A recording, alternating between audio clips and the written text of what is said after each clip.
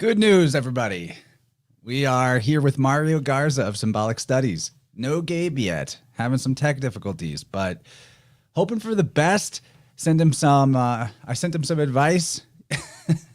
Seems like today was meant to be the tech apocalypse with the whole like 10-4 emergency broadcast system, death frequencies. That was fun.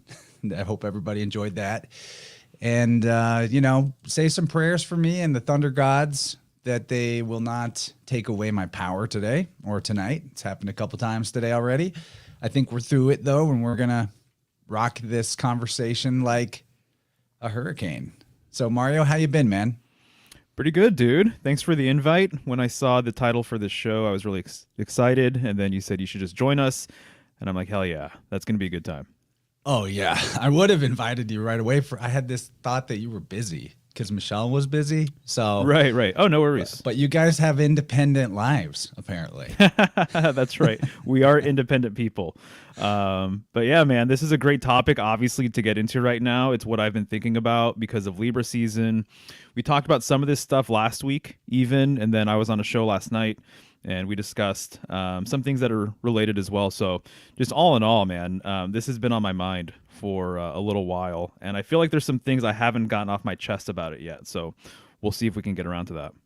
Good, man. Yeah, just please feel free to weigh in any thoughts you have on this. I don't think it's possible to really comprehensively cover this subject in a one video. Yeah, I agree with that for sure. Oh, my dad's here. What's up, Dad? There's a lot of good people in the chat. Let me just take a moment. Yeah, Suri, please. Old World, Micmac, Stacy, Liam, Rachel, Braden, Aaron. Hello, everybody. Jenny G, my lovely wife, who made me an excellent dinner. I would not have been able to put this together without her behind-the-scenes support as I sort of crammed. And Al Dog. Wow, we got a lot of awesome people in the chat. Do us a favor, though. Shoot it over to your favorite person who likes symbolism, link to this stream. I think we ought to have more eyes on this info. This is going to be a fun one. I think, as is the custom here, the InnerVerse Vibe Rant crew, we're not really the entry-level folks. True.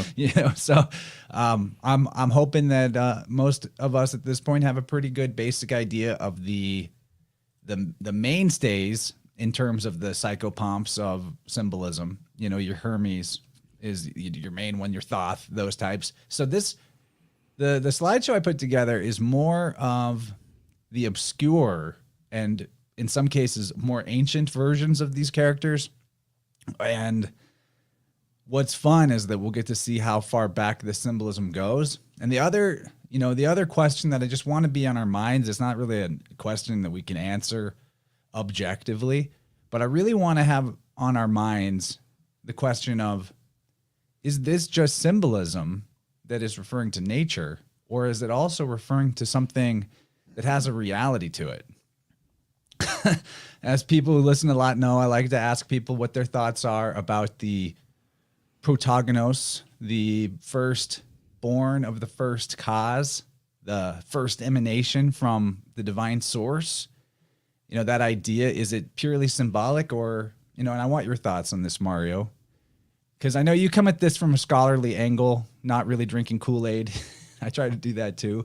But, it seems kind of philosophically sound that if all is mind, which I think I've been able to demonstrate to myself in my own life, you have to prove it to yourself. I don't think you can prove it to other people. But if that's the case, and so we're all part of God's imagination, the first emanation, the first mind that becomes a separate, conscious, self-aware entity, before even physical bodies, before even a physical material world, would that being be, the trunk of the tree that all the rest of life is branching off of?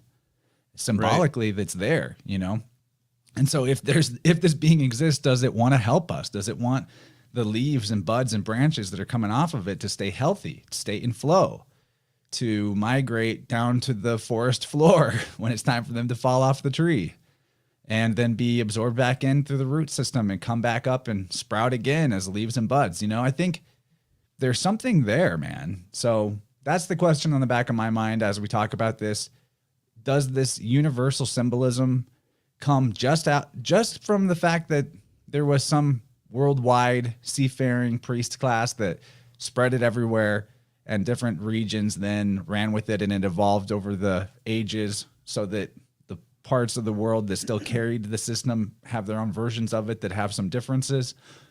Or, is it because this is a being that exists and people have been of the past were actually mapping this mental metaphysical afterlife reality, that universe B idea? Right. So, or, some of both, right? Some of both, or neither. Yeah, no, man, these are excellent questions. I keep on thinking of just, coming from the one, returning to the one, that it seems like that has to just kind of be the setup here. But yeah, certainly we'll unpack all of this as we discuss things here tonight.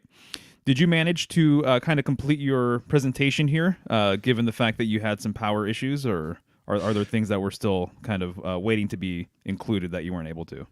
Well, I tend to get overly ambitious anyway. And it seems like about 20 slides usually is the max we can actually cover. So I got around that many. There's more stuff that I would include if this could be just open-ended as long as possible. And I have some of that open as like web browser tabs, but not put into slides.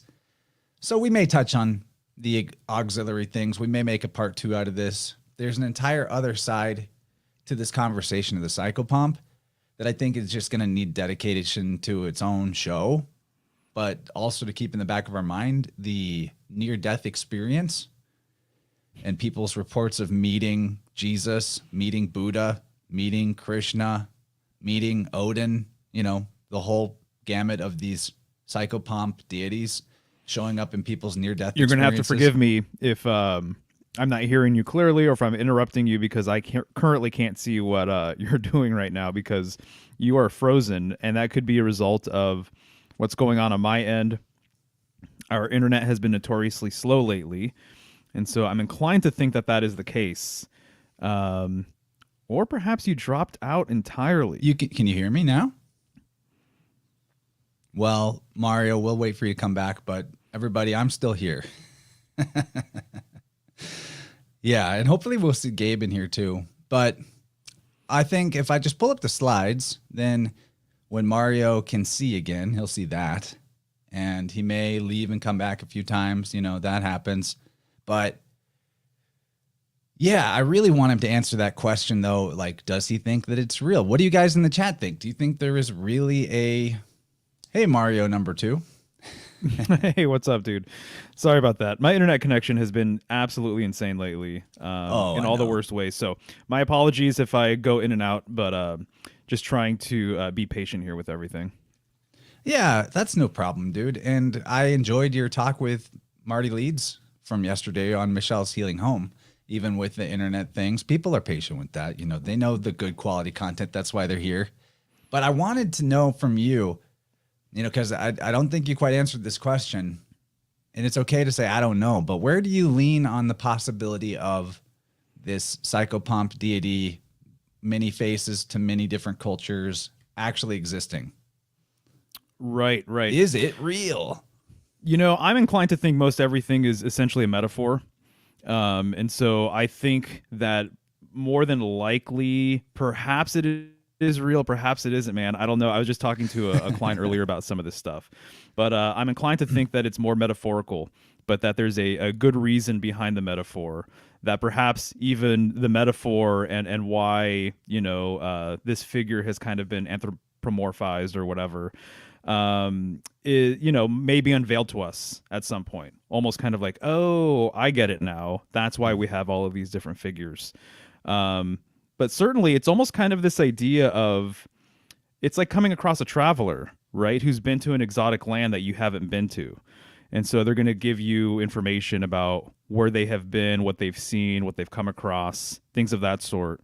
And so to me, it would almost make sense that if there is this journey, then obviously it's implied that other people have taken this journey before you. Other souls have taken this journey. So I can kind of see why there would be a figure that's indicative of going back and forth, between these realms and everything else. So I kind of think that it's more metaphorical, personally, right now in this moment, I suppose. But I'm left to, kind of update my opinion as things move along here. Maybe I'll have a different opinion down the road. I don't know.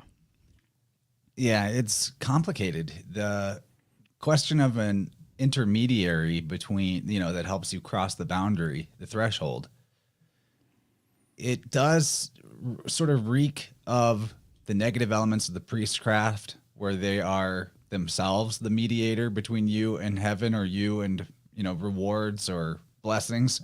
Yeah, right. So, that's not going well for humanity, to have people playing that role, pay me enough shekels and your sins are forgiven. But on the other hand,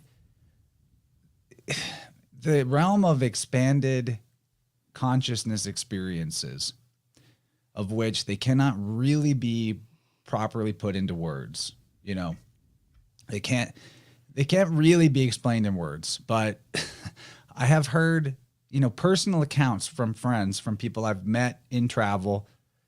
And there actually was a streak around 2019, where over the course of the summer of 2019, I met 3 or 4 people in a short amount of time that had all had claiming to have personal experience, personal meeting, speaking to, seeing the entity Thoth Hermes.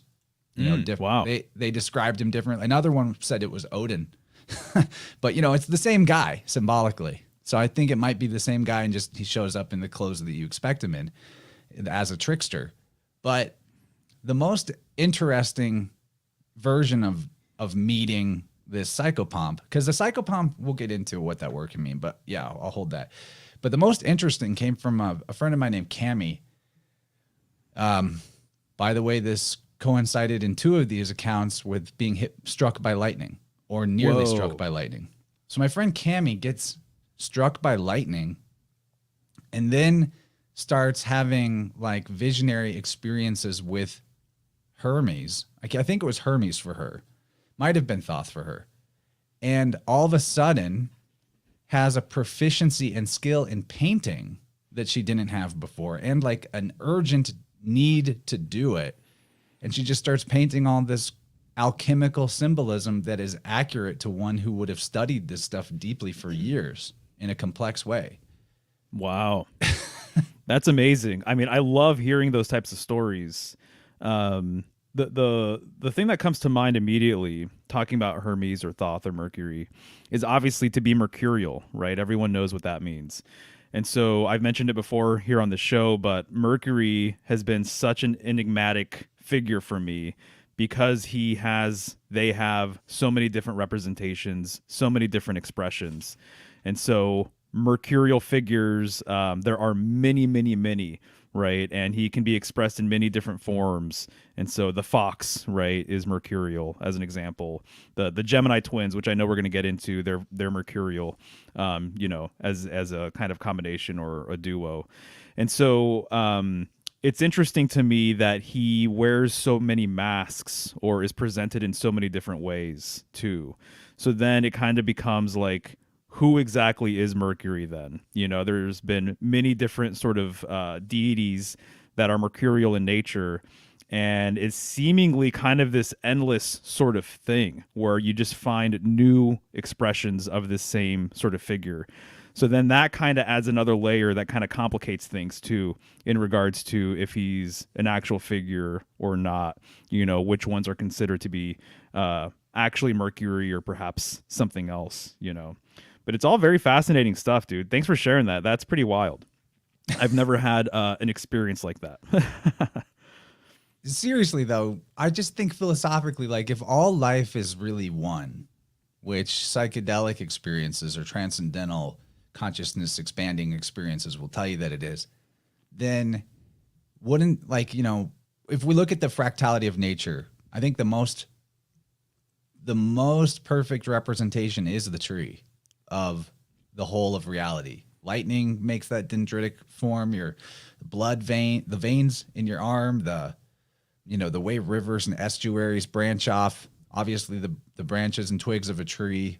So if life is structured in that way on the macrocosm too, fractally, then is there a trunk that all that life is connected to? And that's kind of what I'm starting to see this psychopomp figure as, either symbolically or literally. And I think we can only ever answer that for ourselves. But why I'm starting to maybe bring it up as a possibility that it's real is because like that, it begs the question of like, do you trust it whenever you meet the guide after you pass, or do you believe that it's the soul trap in the reincarnation prison in Zalouche factory? And I think it's easy to feel scared. Like maybe I'm being tricked. Maybe this is a bad entity or something, especially because in truther circles that gets thrown around a lot. Like, don't go into the light. It's actually a hologram matrix created by the alien grays. But philosophically speaking, if this is one big life, it's all connected, and there's a trunk, then maybe that guide is the trunk, which means it's you. It's the big part of you. It's the oldest, eternalist part of you that is there to help the younger parts of you, just like, you work out so that your arms are stronger and not flimsy. But it's you, the trunk, that is like helping the arm or the fingers, Right. I love the fact that you're using the trunk metaphor personally, because when I think of Hermes Mercury, I'm just always thinking about the world axis, obviously. So as though that needs to be kind of said again, but the world axis is the bridge between these different realms. That is how Mercury gets from plane to plane, sphere to sphere, if you want to put it that way. And traveling up and down the trunk. That's it. He's just traveling up and down the trunk 100%. And I've been really into this idea lately that there have been 3 major symbolic traditions, and that we currently live in a solar, previous to that was lunar, previous to that was stellar/polar. And when I think of the metaphor and when I think of the symbolism behind this tree as it relates to these different traditions, to me, it's like the top of the tree is what most people are going to see. It's going to be the thing that receives the most rays of light from the sun. It's going to be where if there's buds and flowers and fruits and nuts and things like that, it's going to be in the upper portion of the tree. And so this is very outward and very expressive. If you're just going to take a walk in the park or the forest, you're going to acknowledge the upper portion of the tree more than any other part of it. You're not going to acknowledge the roots. Most people don't think about the root system. And then to me, invisible. It's invisible. Exactly. Out of sight, out of mind. So the solar portion of the tree would be the upper portion. If there's flowers, those flowers are emblematic to me very much of the sun in a lot of different ways. Very expressive. It's almost like each petal's kind of like a ray. Something along those lines. It captures your attention. It's probably going to be the most colorful element. And then the trunk being the lunar tradition. This is very interesting because I brought up last time, and perhaps even the time before that I was on, that I see a lot of symbolism overlapping between lunar symbolism and mercurial symbolism. So much so that they're really fusing together in my mind. And the glyph of Mercury has those horns, right? It has kind of a crescent moon on top of its head. And Thoth was a moon god, right? And so that kind of can't be overlooked. And so Mercury lines up with lunar symbolism, with cycles and time and even water and silver and things like that, which also overlaps with lunar symbolism. So the trunk itself, I relate to the lunar tradition, which I kind of associate with Mercury as well. And then the roots, I consider to be more of the stellar tradition, personally. I see the stellar tradition as being more feminine. I consider it to be more of the root system here. I think a lot of the oldest myths come from that tradition, which lines up also too with the polar tradition. So this is something that I'm kind of I'm starting to kind of think that there's some merit here, that this structure actually makes sense.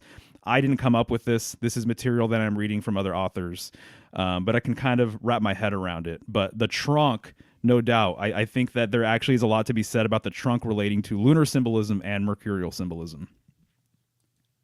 Josh says the roots are the plant's head. They're the reverse of us. Just like their CO2 to O2 cycle is reverse of ours. So their heads are in the ground. And that makes sense because the roots are the older part in a way. It comes out of the roots. And so the branches and the top of the tree is the youngest part. Exactly. 100%. Exactly right. Yeah. So that would mean if that's opposite, then yeah, the roots would be a stellar thing. Very interesting. Yeah. And I think about the stars and how so many cultures, have this idea that the stars are obviously worth acknowledging. Clearly, you've covered this a million times on your show. And so I'm starting to see the night sky as the root system here. So it's the spiritual root system here. So when you're looking up there, I tend to think that you're just looking at the spirit realm, essentially, but you're looking at probably the oldest aspect of everything that you can see visibly here, which would be the roots of the tree. Right. Yeah, I've actually got a slide that kind of makes that assertion too. So nice. I'm gonna get into some slides then. Gabe is Let's do it. Negotiating with Hades. He says, I see him kind of coming in and out. Okay. Man, I feel for you, man. Like, this is a juicy weave. I mean, I'm sure you want in on this, buddy. We want you here. So everyone, send good juju to Gabe to figure out his tech thing. And I'll get into some slides here. So just to define the term, I know we've just been throwing it around. Good to define terms, though.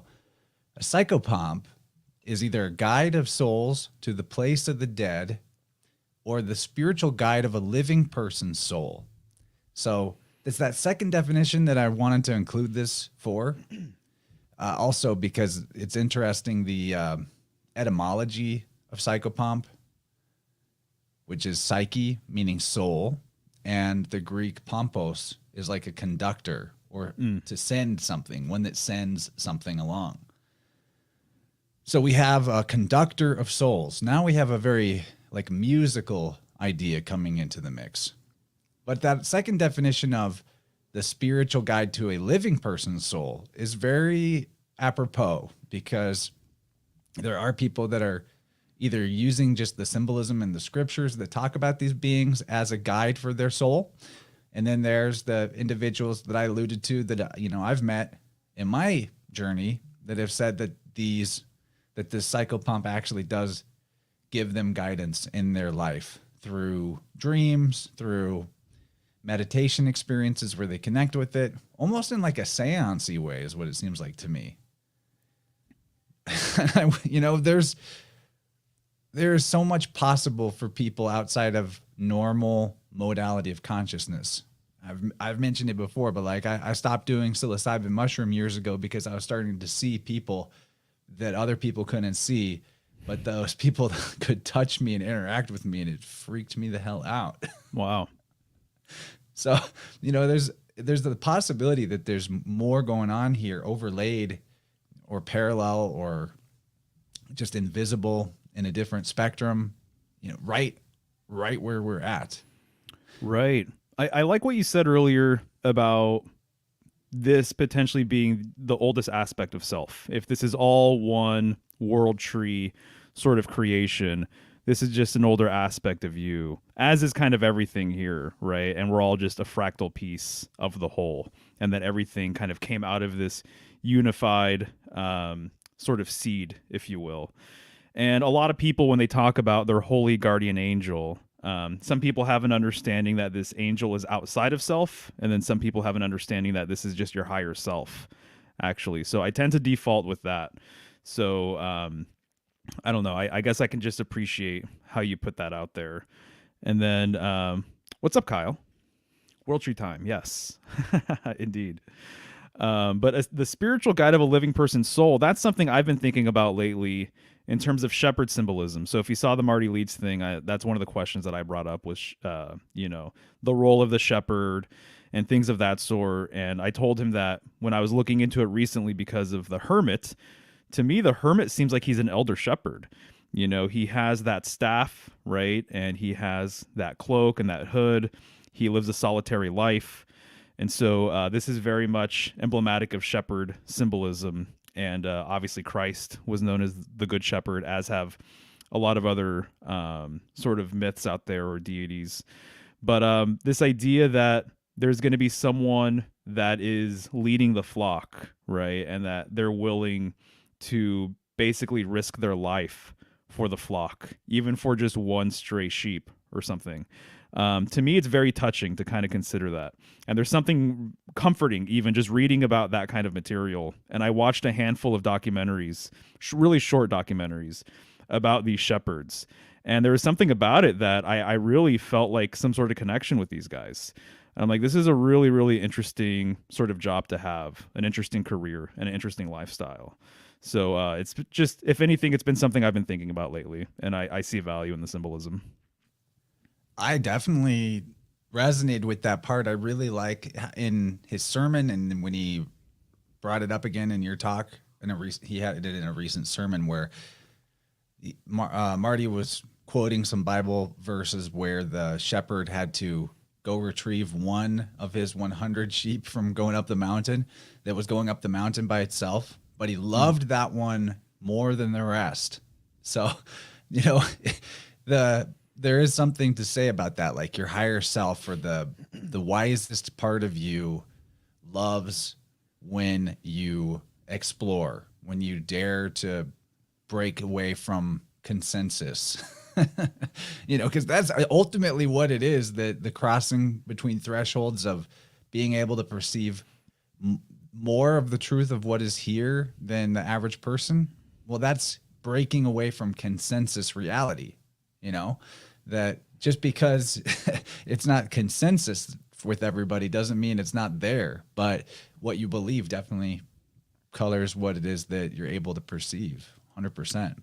Yeah, absolutely. And I'll just say real quick that the shepherd staff and even the caduceus, right, that Hermes holds, and I'll say by extension the wand, or even the scepter, right?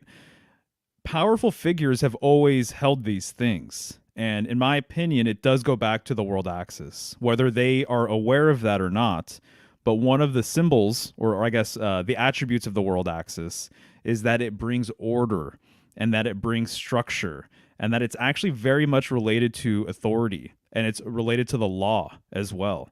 And so even you think about a staff being able to be used as like an implementation to defend yourself, right? Or to inflict damage upon someone else or whatever. And so it's very It can both phallic. guide your steps and protect you. That's right. Yeah, exactly. And so it represents order and structure and stability and all these different things. So I just think it's really appropriate that a conductor of souls, a guide of souls, would have that as kind of their main tool.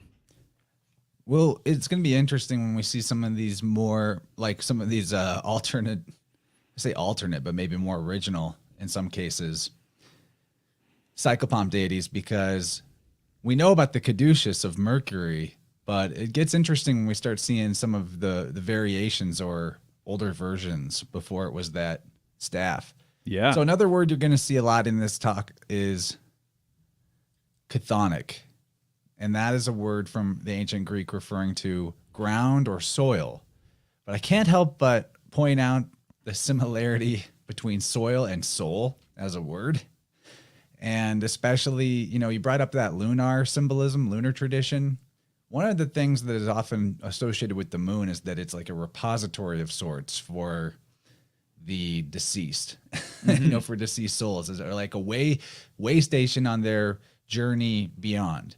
Yes. And there may be other reasons for this, but one thing that I think that pertains to is how the crescent symbol is also secretly a arc symbol. Mm-hmm. It's a boat, especially when you see it with the points horizontally, perpendicular to the ground, so to speak. So we're instead of it being like a side crescent, it's a tilted crescent. Hopefully that makes sense. But that's a arc symbol, and just like the arc is a symbol of the preservation of life in a destruction and a regeneration, so too does the soil preserve life over the course of the winter. Seeds fall from the trees and from the plants. Everything freezes over, everything dies, but then that stuff is preserved in the soil and comes back. And there's way more to that I think than what we even realize in terms of just how much information the soil can preserve. But when you think about the soul, it's what better way to define it than the the sum total and full complete repository of all of your existence, memory, experience, and being. You know, it's that Right. well that you draw from to express yourself in these little minutia micro expressions that we call physical life and individual incarnations. But like the soul is the reservoir of all of it, and the soil is that for the earth. It's the repository of everything that ever lived, whether living, you know, it's bones in the dust, you know, dust to dust, ashes to ashes. Yeah, no, you got it, dude. I'm really glad you brought this up because another thing that has just been on my mind perpetually, especially since Virgo season, is the symbolic relationship between the stars and the soil underneath our feet. And so Virgo is referred to as the queen of heaven, but she's also the queen of earth. And so things grow in the dark, you know, and when you look at the symbolism of Virgo, both sides, as above, so below, the, you know, I guess the darkness of the night sky and everything else, and the darkness of the soil, and I guess the receptivity of the heavens and the receptivity of the soil as well. Kind of honestly, they're starting to really blur symbolically. A lot of things are really starting to kind of just like fuse together. And so the ground underneath our feet and the fact that we put seeds into the ground, right? We sow those seeds, the receptive earth, and what's happening above our heads, the night sky. There's a lot of overlapping symbolism. It's kind of staggering, to be honest. And so when I think of the underworld, I think of it as, you know, what's happening above our heads, not necessarily obviously what's happening literally underneath earth. And so I also think there's a sweet spot to the underworld where several groups have believed that the passageway to the underworld is in the northern sky as well. So it's interesting that Ursa Major and Minor, they're plows, right? Plowing the field, right? That is the heavens. So a lot to And get that into Virgo, there. queen of heaven, the Mesopotamian name for her was basically a word that meant like a furrow. That's that you right. would dig Exactly. with a plow. Yeah, exactly. So this slide just covers some of the common symbolism for psychopomp. So spirits, angels, demons, deities, watchers. The watchers aspect is one that I wasn't able to fully flesh out in the slides tonight, but I just want people to keep that in mind, that there is an element of like watcher symbolism, observing, watching. And well, interesting you brought that up. You know, some of these wandering stars or what we call planets are referred to as watch stars, like that a deity is watching down on us from up there, which is also kind of under. Whenever, and we'll see that, you know, more as we go. But also psychopomps are associated with horses, which makes sense because they're and I didn't include it, but boats, horses and boats are kind of a package deal in symbolism. Wolves or dogs, many different types of birds, or just bird-like symbolism, feathers and wings, and then twins. And I know I'm missing some stuff. I'm sure there's more to psychopomp symbolism, but this is like the common stuff. And then to name a few psychopomps from various mythologies, you have Anubis, Yama from the Hindu, Charon, Mercury, the Valkyries. In Japanese folklore, the Shinigami. I'd like to go into them more in a future conversation on this subject. And then Sholat from the Aztec, Buddha, Jesus, Samael, Saint Peter, Archangel Michael, Hades / Pluto, Thoth, Hermes, Odin, Osiris, etc. So that's, you know, just sort of a roundup to get us warmed up. And then, yeah, as above, so below. The underworld is represented in the sky as constellations and planets that pass below the horizon, traversing under the earth. Kind of typoed there, but that's what makes the sky above an underworld symbol. One of the reasons for that is because they actually pass below the horizon and appear to go under the earth from our vantage point, meaning that everything you see in the sky makes an underworld journey in some respect at some time, becomes unseen and invisible. And they're said to die whenever there's a couple ways that a constellation or star can die metaphorically. The sun can obscure it. But more commonly, it's because the thing passes under the horizon. So, Right. And then and as these stars pass under the horizon, there's other stars that are rising above it. And there's so many stories, as you're already aware of say, as an example, I'm thinking right now of the Mithraic mysteries and the bull, being stabbed by Mithras, the slaying of the bull. And you'll always see the scorpion pinching its testicles, right? That's something that you're going to see in that Tauroctony scene. And so it's the bull falling. As the bull falls, the scorpion is rising, right? There's countless stories, it seems like, that are basically encoding this astrological sort of play, if you will, of something dying but something else rising. oh yeah, a really good example of that is Serapis, which I allude to it a little bit in this, but it deserves more attention. And also the Mithraism and other Persian Iranian mythologies would be good to go deeper into for exploring this theme. We're I'm just picking and choosing the ones that I was interested in today, but they're like, this is such a vast subject. Totally. So from here on out, we're gonna cover and explore some psychopomp type deities that are. I just have a list or a list of them here to go through, and hopefully some of these are new to you, which I think will make it more fun. So this is Vanth. Vanth is. Have you heard of Vanth, Mario?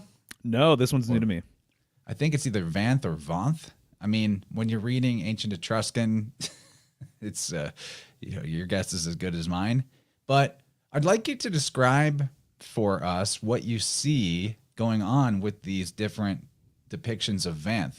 So these are all ancient, we're in the BCs here, like 4th, 5th, or even older century BC. Right. Okay. So what I see is an angelic figure. It appears as though they have breasts, so it's feminine, would be my guess. And they have wings, kind of Virgo-like in a way.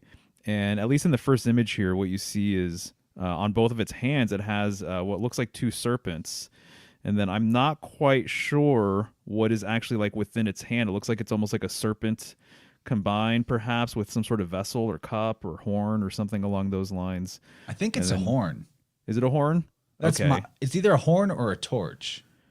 Ah, okay, I gotcha. Commonly, she's got a torch, as you see on the right. But a horn would also be appropriate. Horns symbolize radiance and light.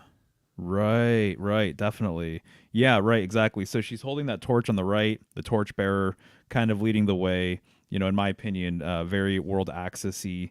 But yeah, that's what I see right off the top of my head. Yeah, you nailed it. That's a lot of the stuff that's going on here. And I just gotta say the ancient Etruscans had some pretty cool sculpture going on here. I guess engravings, carvings, and frescoes. But this is classic stuff. So here's next slide on Vanth. We see that she goes back to at least the 5th century BC. And if you want to jump in on any of the things I'm saying here, or just wait to the end and reply, that's fine. But feel free to interrupt.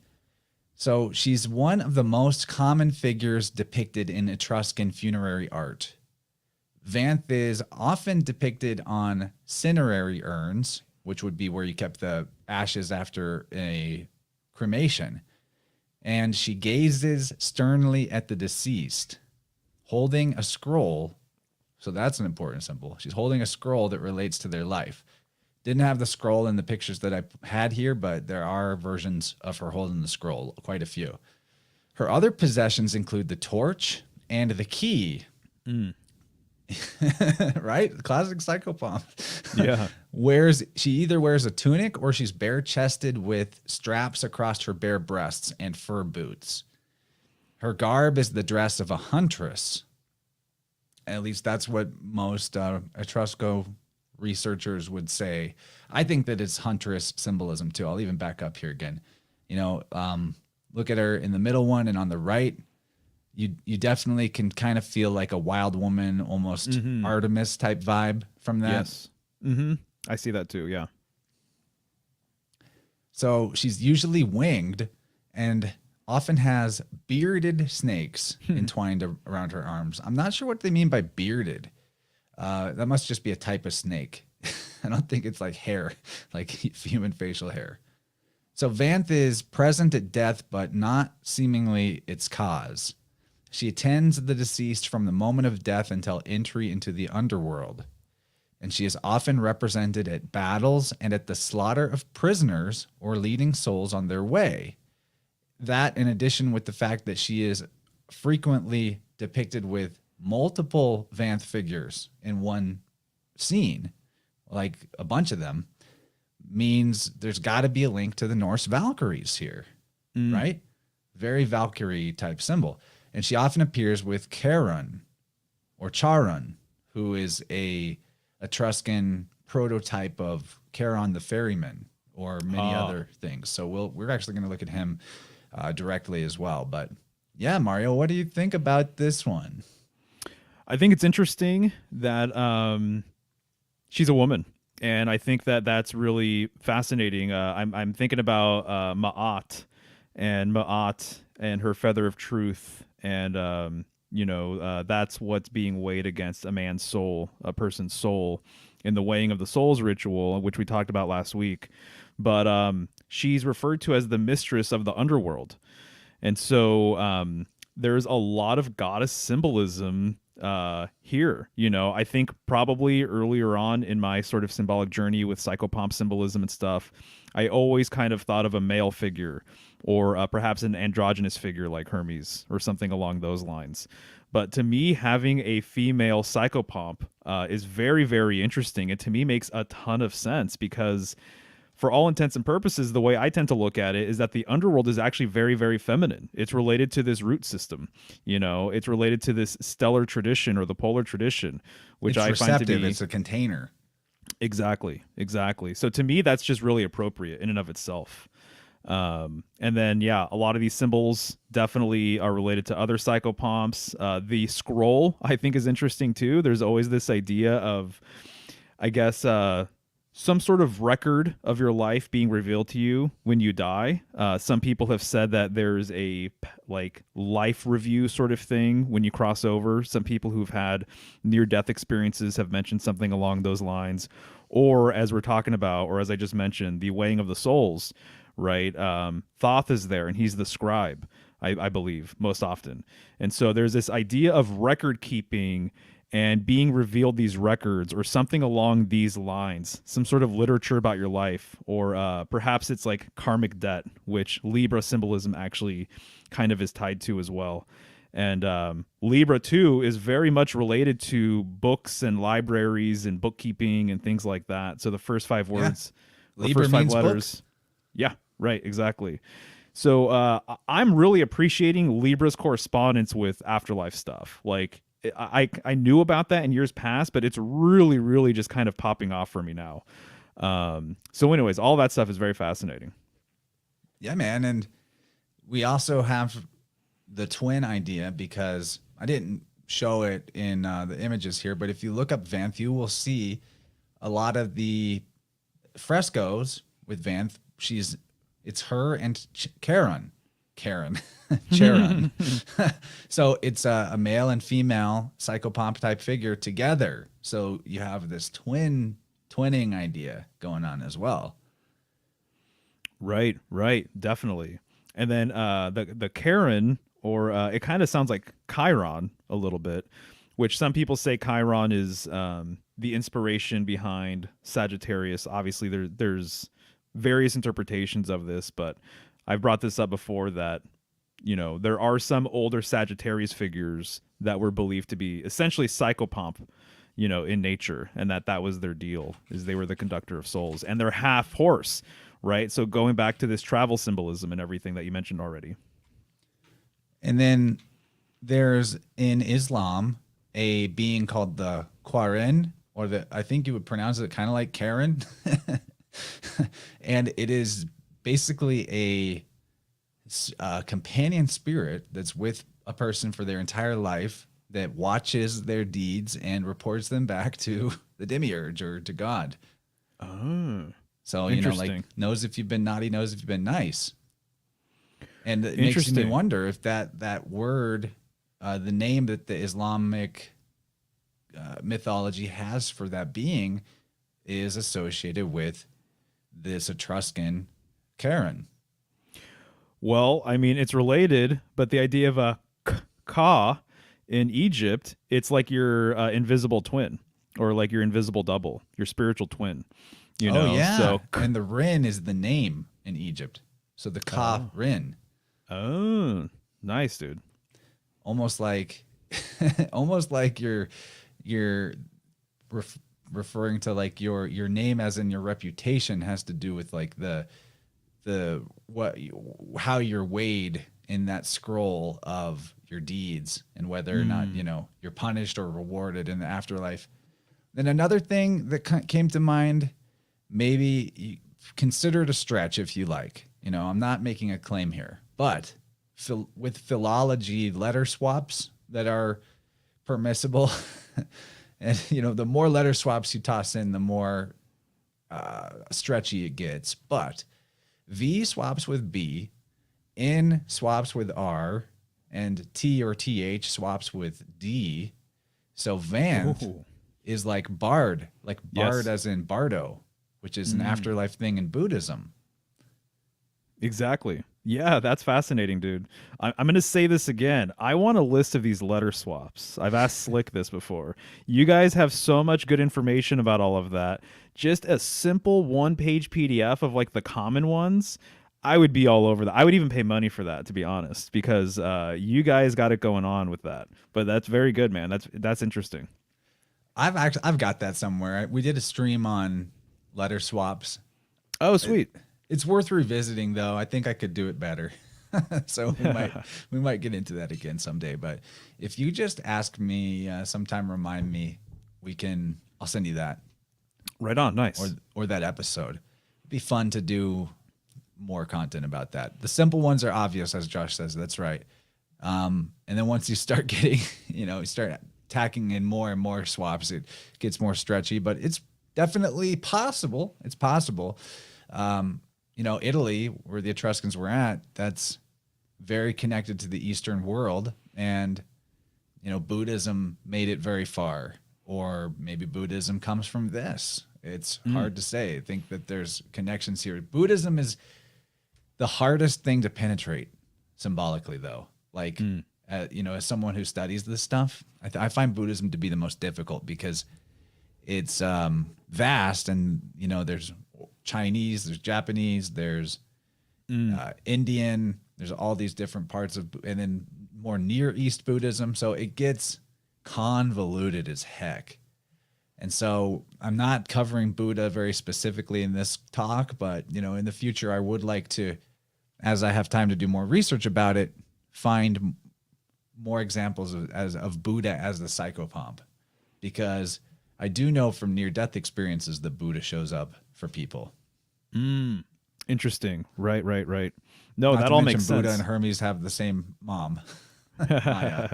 Right. If you don't mind, dude, I'm kind of curious. These bearded snakes, you want to just go back one slide and see? It's like, is that what's being referred to on the right? No, they would be connected unless those are. Maybe that's the beard. Yeah, maybe it is actually, and the mouth is kind of open or something, and so what you're seeing is like a goatee sort of thing, perhaps. Oh, okay. And I just Googled it, like the phrase bearded snake, and it looks like, according to this image from some museum of fine arts in Dallas, Texas, there's a image here of Hermes staff, and I'll just bring it on the screen. Okay. This is just a really quick Google search, so it's not like a claim or anything, but if we pull this up, it is kind of similar to what that looked like. And so here we can see some maybe connection with Hermes and this Vanth character. They don't really. Oh, Rachel says she's going in the chat. Rachel, thank you for that super chat. I've been meaning to say thank you. You're such a great supporter. Appreciate you. Yeah, and she's Logan awesome. sent me a Cash App super chat. So you Nice. guys, appreciate you so much. You're the reason why I can keep going here and doing this and putting my whole day or multiple days into this type of research to talk to you guys about it. Very awesome. So For yeah, sure. it says something about early 5th century BC, and that's about the time of the Vanth character in terms of what the archaeological record claims about it. So very cool. Bearded. That is interesting. snake. The bearded serpent. Okay. Going to be thinking about that one. Yeah.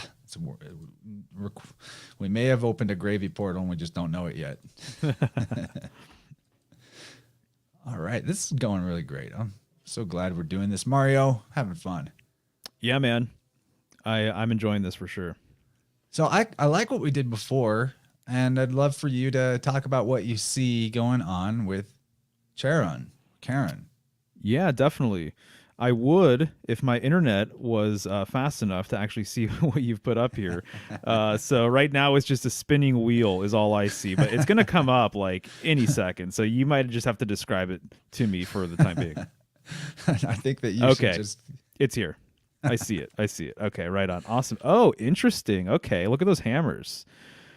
Right. So definitely look like sledgehammers or mallets of some sort. Once again, I'm thinking about that staff and thinking about the potential world axis implications there.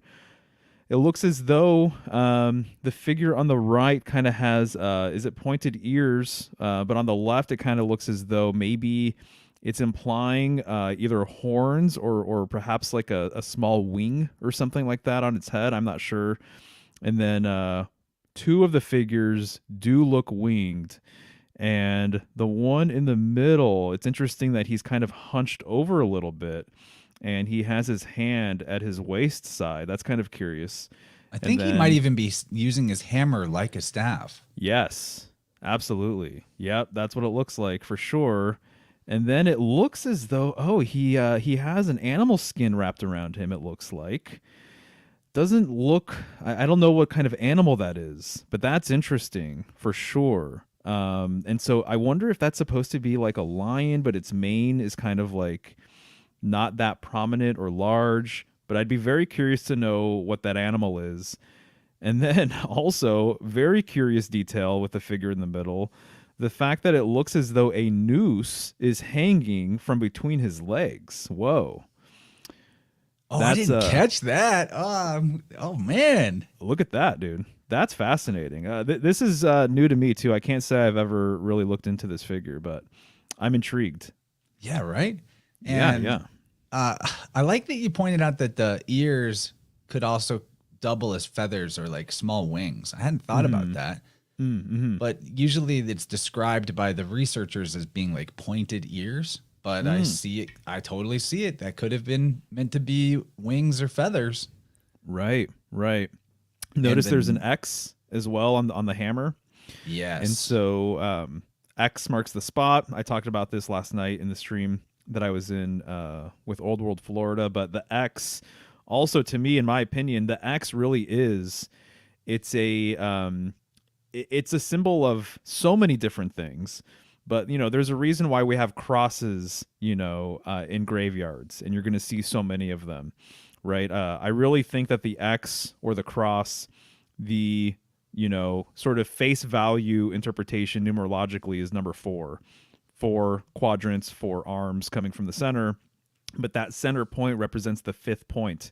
And so it represents the point of ascension or transcendence or whatever you might want to say. And so I kind of see the cross as being like a crossing over sort of symbol. And Absolutely. so, yeah, as he's holding it right there, it reminds me of like a Tau cross or something. It appears like maybe that skin draped over him, maybe the head of that thing is right here. Yes. So if I had to guess, I would think it might be a wolf skin. Okay. Just based on how much wolf symbolism goes with these Etruscan chthonic deities.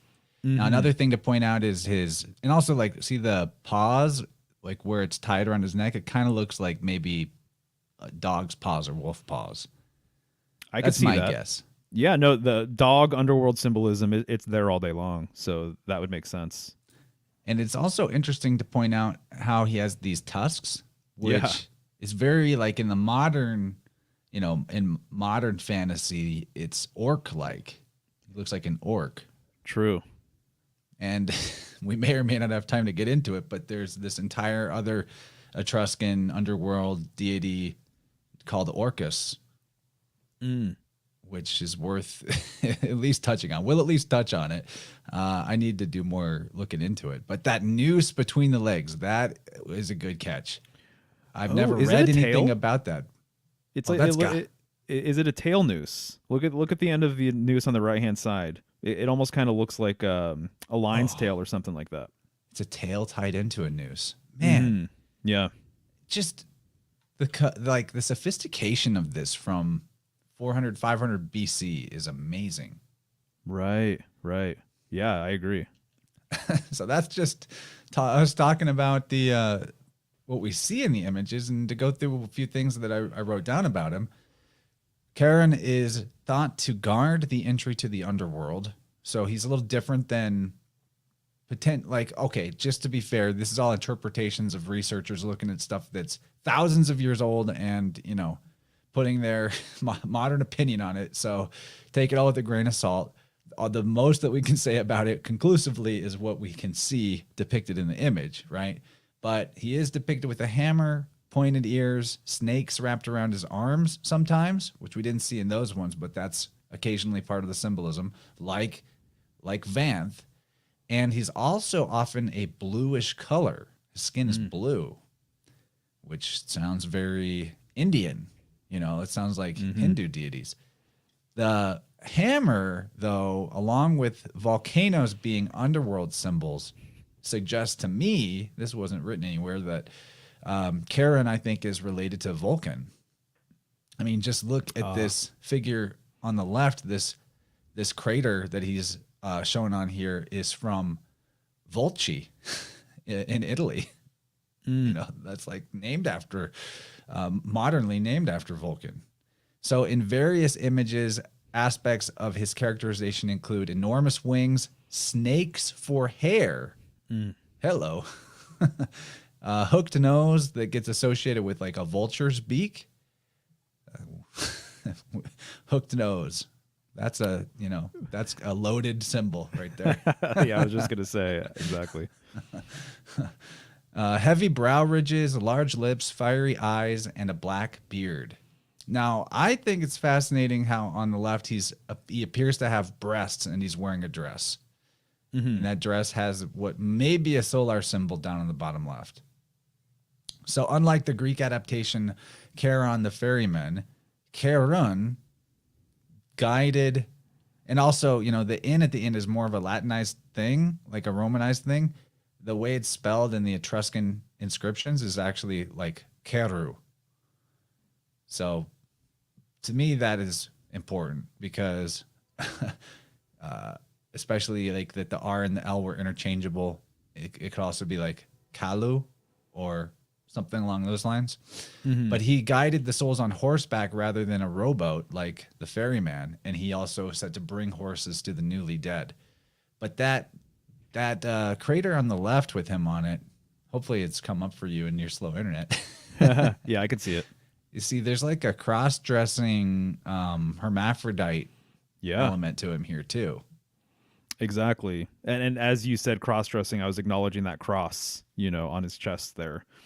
And so it's fascinating to me. I'm always looking at, just like with tarot cards, right? So what its posture is saying.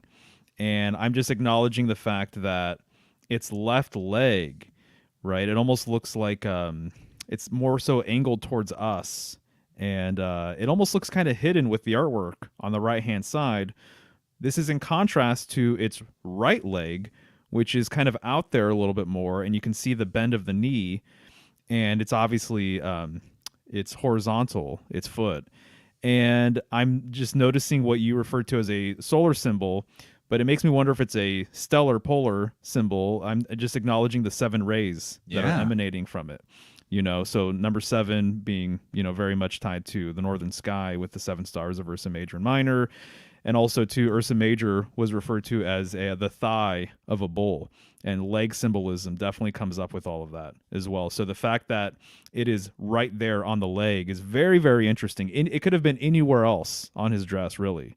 But it's right there on the leg. That's very curious to me.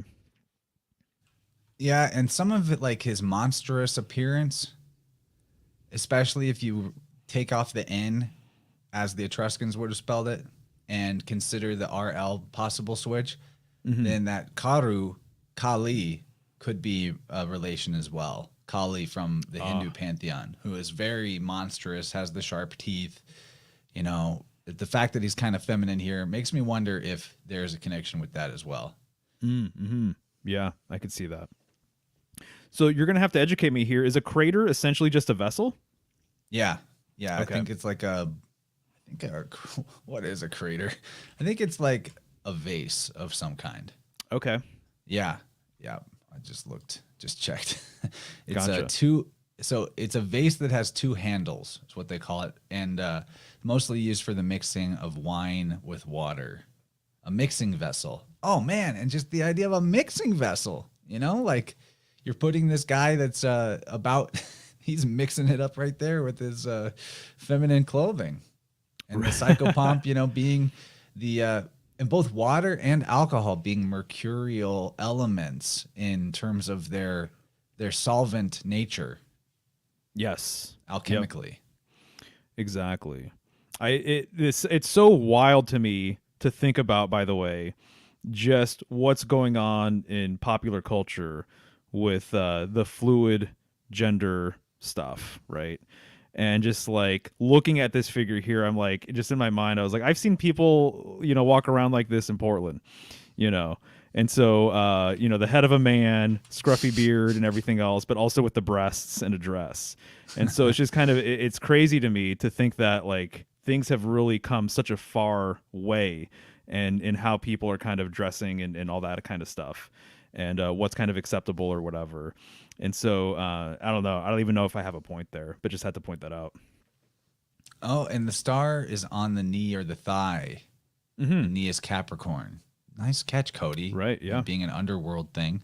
Totally. A little Logic fan. Maybe it's just bad art. I don't know, man. I couldn't make that. I'm pretty impressed with it. And Liam says the cobra comes out of a vessel for the Kali dance. I did not know that. That's interesting too. You guys in the chat are just crushing. Thank you for all the contributions. Okay, so now this one, it gets really interesting. So this is the Etruscan Suri.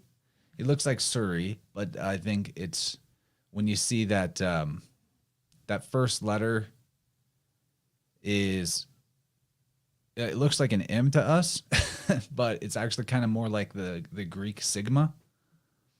If you've ever seen the Greek sigma, it looks kind of like an E. So it's that, but tilted on its side, but it's the same letter. Okay. Now, so, and it's boustrophodon, it's right to left. So when you see that Etruscan writing, you're reading it the way you'd read Hebrew. So that S is probably aspirated more like a sh sound. They think, Etruscan etymology, they're eyeballing it. I don't think they really know, but Suri or Shuri, maybe they just wanted it to be sure instead of sir, even though they weren't sure, because it makes it sound more unique and different to the other deities that share a similar name to that. So I'll just read through some of this right here about Suri or Shuri. He's thought to be the god of volcanoes and fire, both of which are associated with the underworld. He was the chthonic god of the sun and light, and an oracular god with powers over health and plague, and he was a god of volcanic lightning. Shuri was depicted as male and female simultaneously. Some depictions he was one, some he was the other. Sacred animals are the wolf and the goat.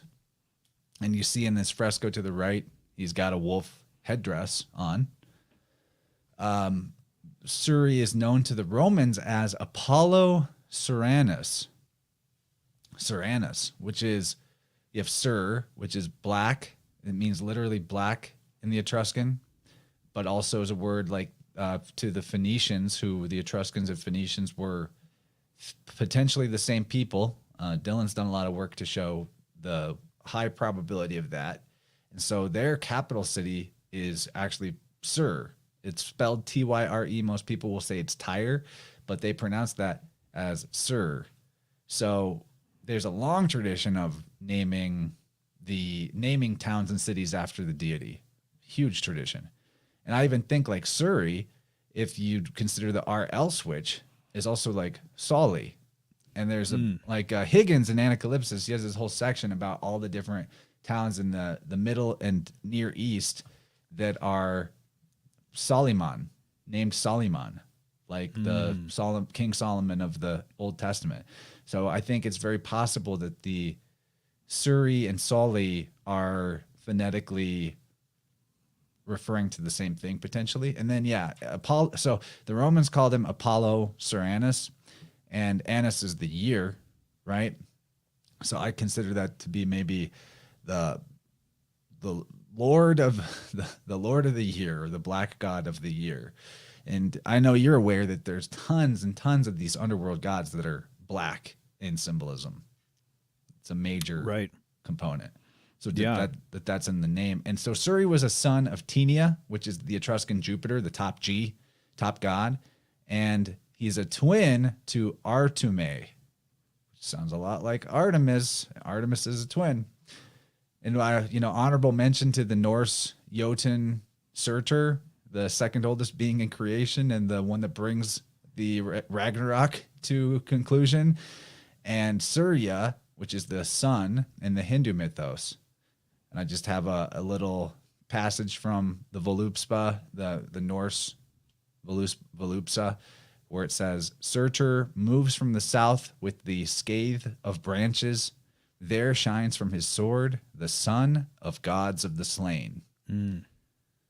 So this is a huge gravy portal, this guy. Yeah, I agree. It's just occurring to me, this really isn't something that I've spent too much time digging into, but how perfect the volcano is as an underworld symbol.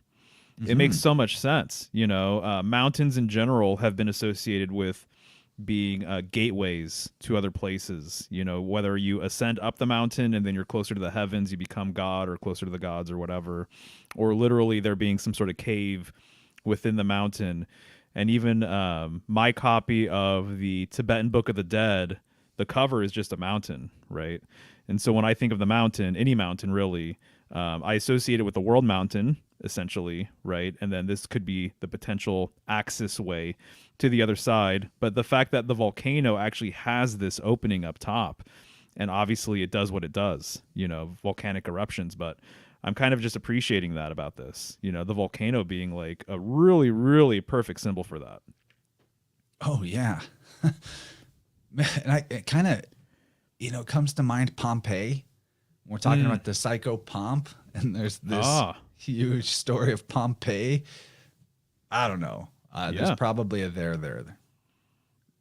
Definitely. So I have this page open that I want to kind of skim through and read some stuff off of. I'll do my best. It's in Italian, but my browser can sort of do a decent translation to it. So, because I think that this is a super important deity, and really worth fleshing out a little more. And so I'm going to read some interesting stuff from here. The center of Soranus's cult was Monte Sorate, or Soracte, which is almost like it's an anagram for Socrates, Mount Socrates. And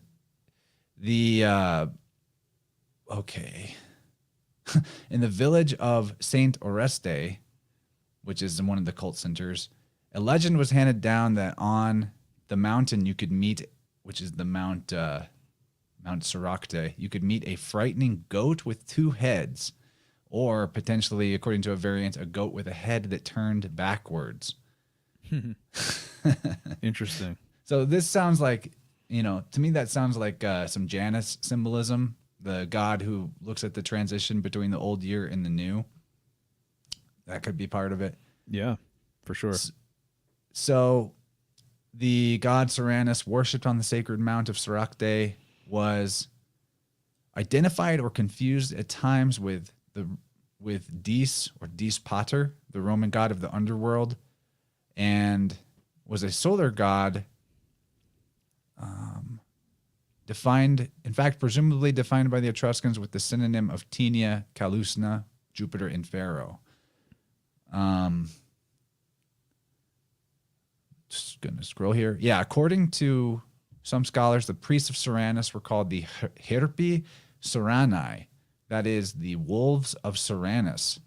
And I want to point out how the Herpes or Herpas, the priests, the wolf priests, that's very close to Horus, especially when that P sound, that P shape is the Greek and the Etruscan letter R is actually shaped like RP. Makes me think that maybe that word Horus could be more connected to the idea of wolves than we thought. And during their ceremonies, these wolves of Seranus would walk on burning coals, holding the interior of sacrificed goats. So they walk on burning coals holding goat guts. Wow. And there seems to be a relationship between burning embers and the sun burning and drying up at the end of the year. Oh, nice. Like a coal, the way a coal is hot and it gets less and less hot. Yeah. So the Luperci, like Lupercalia religion in Rome, probably is derived from these priests. So they're a fire cult, and the worship of the wolf connects to the sun god. Very interesting. Where did I find this part? I'm going to keep reading. Okay, here we go. The places of Seranus were often home to important oracular sites.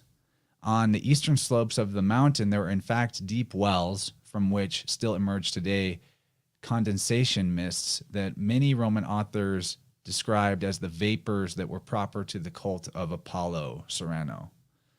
It seems the intoxication of the priests or priestesses from these vapors allowed them to enter a state of trance and speak as the mouth of the god. I'm having to kind of make this better English as I read it.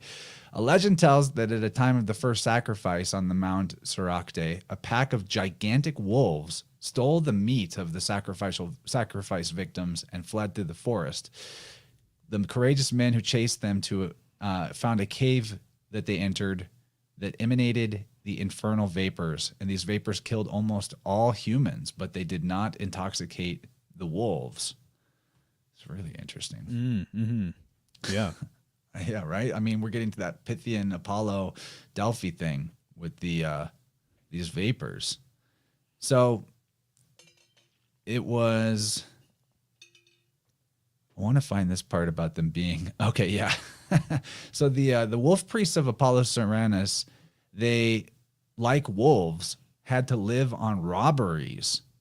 And during the ceremonies of the god, they walked barefoot on the burning coals without feeling pain, which is something that is done in India. Mm-hmm. They lit up pine wood and expanded their embers by walking barefoot without feeling pain 3 times, jumping on embers like they are dancing, and thus bringing the meats, gifts, and sacrificial offerings to the altar of the god. So this was a summer solstice ritual. What I think is really interesting, I'll leave it at that, but what I think that is really interesting about them is that they their subsistence was robbery. These are, right. This is like a priesthood, but they're like how they got their resources was they would jack people, man, like a wolf pack. It's crazy stuff, man. Yeah, no, absolutely. Exactly. It reminds me... This may be like the origins of werewolves, man, because like it says here that the cultists dressed in wolf skins and were able to, quote, become wolves themselves because of the result of a curse, or they were forced by dark powers to become wolves. And that they also had some kind of pharmacopoeia that allowed them to rub some substance on the soles of their feet, a drug that prevented the action of fire. Yeah, that's all that it has on this page. But, you know, you get some interesting stuff when you translate other languages. Definitely. Yeah, no, the robbery thing, that's fascinating for sure. It just reminds me too of the mercurial thing with being associated with thieves and tricksters and things like that, right? And so here, right, you have on your slide, Suri was a male and a female at once. So again, mercurial. The one thing I'm thinking about too is the sacred animals, the wolf and the goat. There probably are. Do you know of like many cultures that associate the wolf with like a solar power versus say like a lunar power or something along those lines? Because I usually do think about it as being more lunar in nature, you know, and then the goat too, very much, I would say, I mean, I always think of like Capricorn, the sea goat, right? And then kind of this Saturnian sort of influence with the goat, but not so much the sun. So that's something that I'm kind of chewing on right now, I guess, with both of those figures, both of those creatures. Well, the only one that I can think of off the top of my head is in the prose Edda, there's a wolf that chases the sun as the sun rides her chariot across the sky. And okay. like part of Ragnarok is that the wolf catches up to the sun and eats it. Right. And it's Which not means the same, that it's and I kind don't of think like that's it's the a same wolf as Fenrir either. Fenrir is a different wolf that's part of that whole story. Right, right. Which means to me, symbolically, if it's eating the sun, then it seems like it would be the opposing energy, you know, or complementary sort of energy, I think, is how I tend to look at it, potentially. The other aspect of wolf is that the etymology of words pertaining to wolf in the Latin languages basically has to do with the idea of flow or running. And even wolf in English backwards is flow. Oh, dude, excellent. And so I had not made that connection. when you consider the water and river symbolism that is for sure solar and related to sun symbolism, you know, the life-giving properties of water and the life-giving properties and healing properties of water and sunlight, then it starts to maybe make sense because wolves and foxes are in this as well. Volpes, you know, they're part of this symbolic idea wrapped up in this idea of flowing and running continually, because wolves have this ability to, like, they can just marathon run forever. They have this endurance to them that's incredible, and that, you know, is more of a solar thing versus a lunar thing in the sense that the sun has a consistency to it. You know, yeah, it changes throughout the course of a year. It does tire and get weaker, but, like, you know, throughout the course of a day, the sun is it's the same heat, like kind of all the time. It's always the same disk, right? So, and it flows continually, and it's not quite as seemingly as erratic in its behavior as the moon might appear. So I think the flow idea gives you maybe where the solar connection is at. I like it. I like it. Yeah. I'm just like, I can't get over the priests of Cyranus being bandits and robbers. Like that, if these are some of the origins of the modern priesthood, it's starting to make a lot of sense. They just figured out more sophisticated ways to rob people that don't require them having to risk their neck. So funny. Right. Nice, dude. This was a good one. Yeah, right? That one's really good. I mean, all the etymology that goes with Shuri or Suri is huge. So the Etruscan deity is actually an epithet of Shuri. So whenever we talk about Hades, the Greek Hades or the Roman Pluto is actually like that name is derived from an epithet of Suri. So Hades, like when we talk about Suri, we're talking about Hades, talking about Pluto. You can see the way that it was spelled in Etruscan is without the H, but the Greeks wanted the H as a letter for, you know, it wasn't part of their alphabet originally. They might speak that way with that heavy aspirate at the beginning of words that start with a vowel, but it didn't have its own letter. It was considered more of like a breath thing that they might mark with an accent. So that, you know, applies to the Etruscans as well. I think Etruscan is older than Greek. The mainstream thinks that it's the other way around. Etruscan comes from Greek. Who knows? It wasn't there, but the fact remains that that Hades, that name is derived from an epithet of Suri. So we're really still talking about Suri here when we talk about Hades. And he's shown often, this Etruscan deity is shown in tomb paintings with his consort Persephone, which that's Persephone. You know, it's this practically the same name as Persephone. So his consort, the myth of Persephone, that should be hopefully already people have done their homework on that, know about that. Depictions of Ati show him enthroned with a wolf cap, and another version of him is the Etruscan underworld wolf deity Kalu. He is associated with so as Hades, I should say, especially. He's always been associated with volcanic areas, steam vents, sulfurous vapors. Well, the sulfurous vapors were back in the whole Pythian Apollo, who we now can see is Apollo Cyranus, who is Suri. And this is the oracular god presiding over the underground prophecy centers like Delphi. So the underworld realm and the god who rules it often share a name. I wanted to point that out. You know, excellent, right? Hades and Hades, hell and hell in the Norse. Erebus is the Greek mythology primeval god of darkness who gives birth to the light god Ether. And Erebus is also the realm of the underworld. And interestingly, Tolkien used that name Erebus as in my opinion, I'm guessing, but if you've ever seen The Hobbit or read The Hobbit, the Lonely Mountain, which is very polar world tree type of symbol, the realm inside of the mountain and under the mountain, you know, they call Thorin Oakenshield the king under the mountain, is called Erebor. So it's an underworld concept right there. So it's interesting to me that Tolkien, who is so, I'm sure, educated in all the European mythos, interesting to me that he puts his Erebor, or the underworld, inside and under the Lonely Mountain, the world tree. You know, it's in the trunk of the tree, inside it. You know, if the trunk is the lunar symbolism or the repository, as you were saying that you thought it might be, then, you know, the underworld being inside the mountain, that's interesting. You know, I think Tolkien might be onto something there. Yeah, man. No, exactly. And as Surtur, the version of the Norse, you know, not that Surtur, I'm not asserting that Surtur is the god of the underworld. That's hell or Hela. But as the underworld symbolism has to do with the destruction and then regeneration, that's what Surtur is about in the macrocosm as Ragnarok goes on. And he's got his wolf ally Fenrir, and then the wolf that chases the sun and consumes it at the end of Ragnarok. And I wanted to point out Romulus and Remus, mythical founders of Rome. They suckle at the teat of the giant wolf.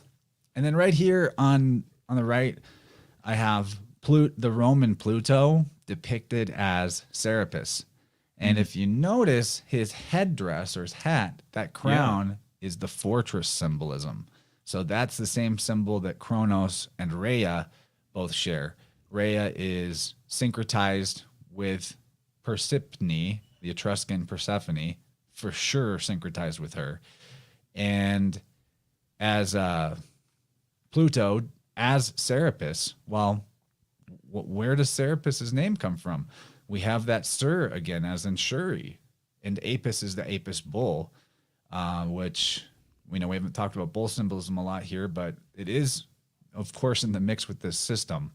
And with Pluto as Serapis, you have the Cerberus, the three-headed dog who guards the underworld. So more of that dog-wolf symbolism with underworld symbolism. Right, exactly. Dude, I would actually love to know if you have done research on those fortress caps or those, you know, whatever they are, hats or the headdress or whatever they got going on up there. I mean, I've noticed them for a long time, but I've never actually done a personal dive on it. Have you?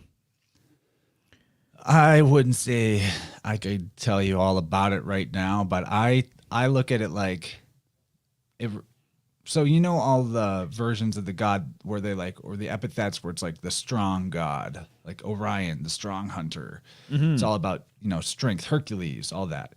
I think that maybe the symbol of the fortress represents strength. Mm. That's my take on it. The Latin word for strength is fortis, which has 40 in it. So there may be, just spitballing here, but that may be related to the Venusian cycle, the 40 weeks in the womb, and the cycle of 40 that Venus has going on as well. Right, right. Interesting. Okay, yeah. I always think of there's in the Thoth deck the Four of Discs. I believe it's called Power, if I'm not mistaken, but it's like a little fortress sort of thing. It kind of goes to what you're saying right now with 40 symbolism and stuff like that. And so again, Four of Discs, but it seems like that I could see the strength connection for sure. I kind of think of Saturn as Saturn being like related to walls and partitions and things of that sort, keeping things Boundaries, in, but also keeping things out. Yeah, boundaries.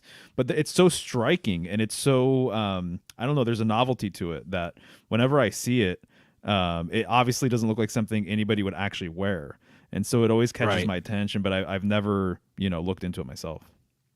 Yeah, I'm glad you brought up Saturn as boundaries and partitions because, hey, wait, that's Mercury, Hermes' job. Yeah, right. Like boundaries and walls and partitions. And that's a psychopomp thing. So Right. you bringing that up, we get this idea from our Disneyfied thing and the fact that the planets are named after these gods currently, even though they didn't used to be, that they're all different, but they do all kind of collapse into the same guy at the end of the day. Totally. I'm seeing that more and more and more with basically everything. Ever since I started hanging out with you, dude, that's what's been going on. But yeah, so I just looked up the card. So Make it Four big. of Discs right there. So that is actually power, and it's actually the sun in Capricorn. So Wow. simple fortress, right? And then it has the four elemental glyphs on each sort of tower, and then of course fortress, right? And then the number 4. So just thought I would point that out there. But yeah, there's a Saturnian connection here. Strength and power go hand in hand. So looks like Crowley Totally. knew what I was talking about there. Yeah, exactly. Yeah, and with the psychopomp thing, there's the planet Venus, the luminary that we call Venus, I think is part of that mix too, because it's there as the morning and evening star guiding the sun out of the underworld and into the underworld. True. Yeah, exactly right. 100%. Makes sense. And then also too, I just think of the Venus glyph as well. And then all you have to do is add little horns to it, and then it becomes the Mercury glyph, right? Yeah. I really do think it's all the same guy who is a triple god or a triple goddess, hermaphroditic, and then all of these characters and all the attributions given to the luminaries are more about like parts of that one being. Mm-hmm. Yeah. The way that you have chakras, or you have like different colors make up one image, one painting. I totally see it that way. That's right. Yeah, exactly. Once again, pointing out that staff here with Pluto as Serapis and the world axis-y sort of thing going on that I pick up. So We there's that need as to well. do more on Serapis someday. Yeah. That was like the god of syncretism. Oh, okay. Or like it was the Romans' syncretism of a bunch of different things, Like honestly, I think there have been people doing what we're doing right now for ages. Like finding all the connections, bringing all the threads together, and then sometimes maybe they tried to just make a simplified religion out of what they had figured out, taking the best parts of everything. Even reading books that are kind of like syncretist sort of books, I guess, pre-internet, man. It's really impressive to see that people were making these connections before they had Google, before they had all this other stuff. They were really serious about it, and they spent a lot of time at the library, or they had a library themselves or something along these lines. But I'm always impressed reading earlier authors and how much they were actually able to compare between different deities and make these different types of connections and stuff before you had, anything close to what we have today with technology and all of that. But yeah, no, I completely agree with you. People have been doing this for a long time. Would you mind continuing to share some thoughts? I got a voice message from Gabe to play on the show, and I just need to tweak the audio so it's a little higher. Say words, entertain people, kill the dead air. Right on. I can definitely do that. Okay, so, one of the things I've been thinking about literally is the scale itself, because we're in Libra season. And so Libra is the 7th sign of this system that we have. And so it's very interesting that the 7th sign would be the sign that brings us into the underworld, in my opinion, right? There's kind of this completion with the number 7. Even the 7th card of the major arcana is the Chariot, right? Cycles. And funny enough, I'm starting to see the Chariot and the Charioteer as a psychopomp figure as well in the tarot. I think there's several probably. But, he has that chariot, he has that vehicle. It's not uncommon for him to have that kind of North Star on top of his head. That's more of like a Rider-Waite sort of thing. But Libra being the scales, right? And so I've talked about twin pillar symbolism a lot. So Boaz, Jachin, Black, White, the twins of Gemini. You're going to see these twin pillars all over Freemasonry and in the Kabbalah, Kabbalistic traditions rather, in the tarot, Jewish synagogues, things like that. I always bring up the fact that there is a middle pillar or central pillar, right? The central axis. You look at the Kabbalistic tree of life, the central pillar, the central pole extends above and below the other two pillars or poles, the other two columns, right? And so when I see Libra, the scales of Libra, when I think about the scales, I can't not think of the two pillars symbolically kind of representing the pans, but then that central pillar, the middle way, actually being the vertical axis that makes a scale even work. So this is something that I've kind of been chewing on lately. And a lot of the material that I've been reading regarding scale symbolism relates it to the world axis. And I sent you a link to a scan of one of my resources that at some point we can get into. But if you're ready with Slick, dude, have at it. If you're able to adjust it, or if you need me to talk more, I can do that too. No, I got that ready. And if you any point want me to show one of those 4 images you sent me, just let me know. I added those to the end of the slideshow so I can easily pull them up. Right on. Nice. Yeah, whenever Gabe has a little message for us here, though. Cool. All right, everybody. Much love and respect. I'm having all kinds of tricknology, fun and games. We'll just say that. I want to say about the psychopomp and the seeing beyond. It comes in many forms and many shades. That's a very important word, the shades. Hades is the lord of the shades. And so the spectrum of seeing and receiving and receptivity, we could just simply use the metaphor of the rainbow, which the spectrum of possibilities and capabilities are way more numerous than just 7. But the gates to Hades are numbered as 7 streams, and those are the 2 ears, the 2 nostrils, the 2 eyes, and the mouth. And there are some people come in and out of the unseen realm with much more affluence than others, while a lot of people need the book cope. A lot of people need the external appeal to authority. A lot of people need university. And I just think it is glorious to be in a circle of friends who acknowledge that some people got it, some people don't. And, I don't hold it against them. They don't hold it against me. We all lean on each other for these capabilities and skill sets, because that's what makes this place just so savory, so delicious. All right, I'm going to shut up. I love all of you, and wish me luck. This phone is, it's putting me to the test. It's going to be a going to be a good one. All right. Much respect. I'm guessing everyone else could hear that. Mario said he couldn't hear it, but I'm just glad to hear from Gabe. He's alive and well. He's just fighting the phone right now. Buddy, if you're still watching the stream, just get with me because we need to get together tomorrow because you and I had something planned that we were going to record tomorrow. So let's work on, decombobulating your web browser on your phone. We'll get it figured out, dude. I got your back. I'm a pretty solid IT guy. I picked up this random book at Staples the other day that it's funny that this kind of thing is so getting to the mainstream to the point that it's at Staples, but it was a book where it went through every day of the year and told you what the generalization of what a person born on that specific day would be like. Oh. So it was Nice. very astrology, oriented, Yeah, but, kind of pop astrology simplified.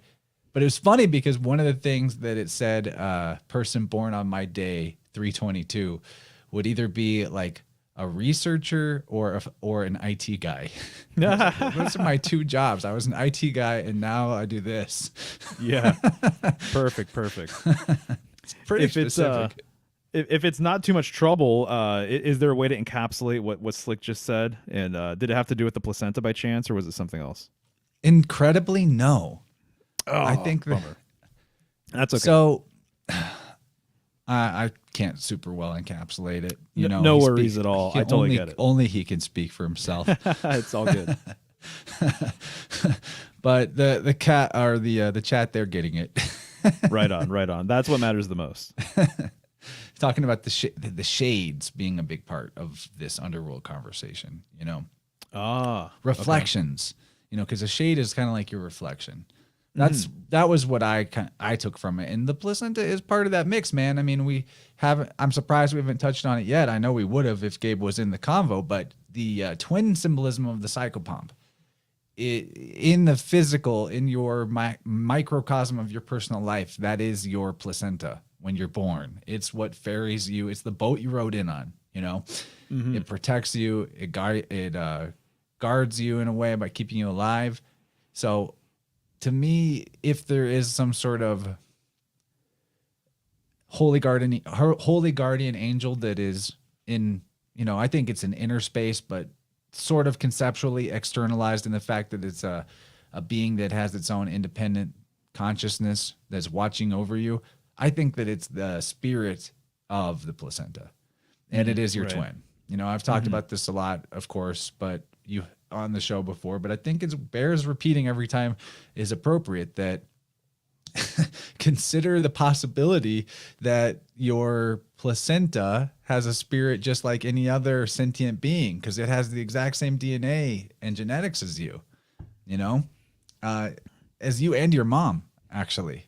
Right. It shares that. So if it was just cut away prematurely, burned as medical hazardous waste, or made into makeup, or sold to pharmaceutical companies to do weird experiments on, or eaten by the reptilian space pope or whatever, Right. That's traumatizing to the spirit of that entity. And there's a reclamation that you can make to be empowered by this spiritual twin rather than potentially held back. Like, I look at it like devil on your shoulder, angel on your shoulder, and you can, it's worth everybody exploring that for themselves. And Mario dropped.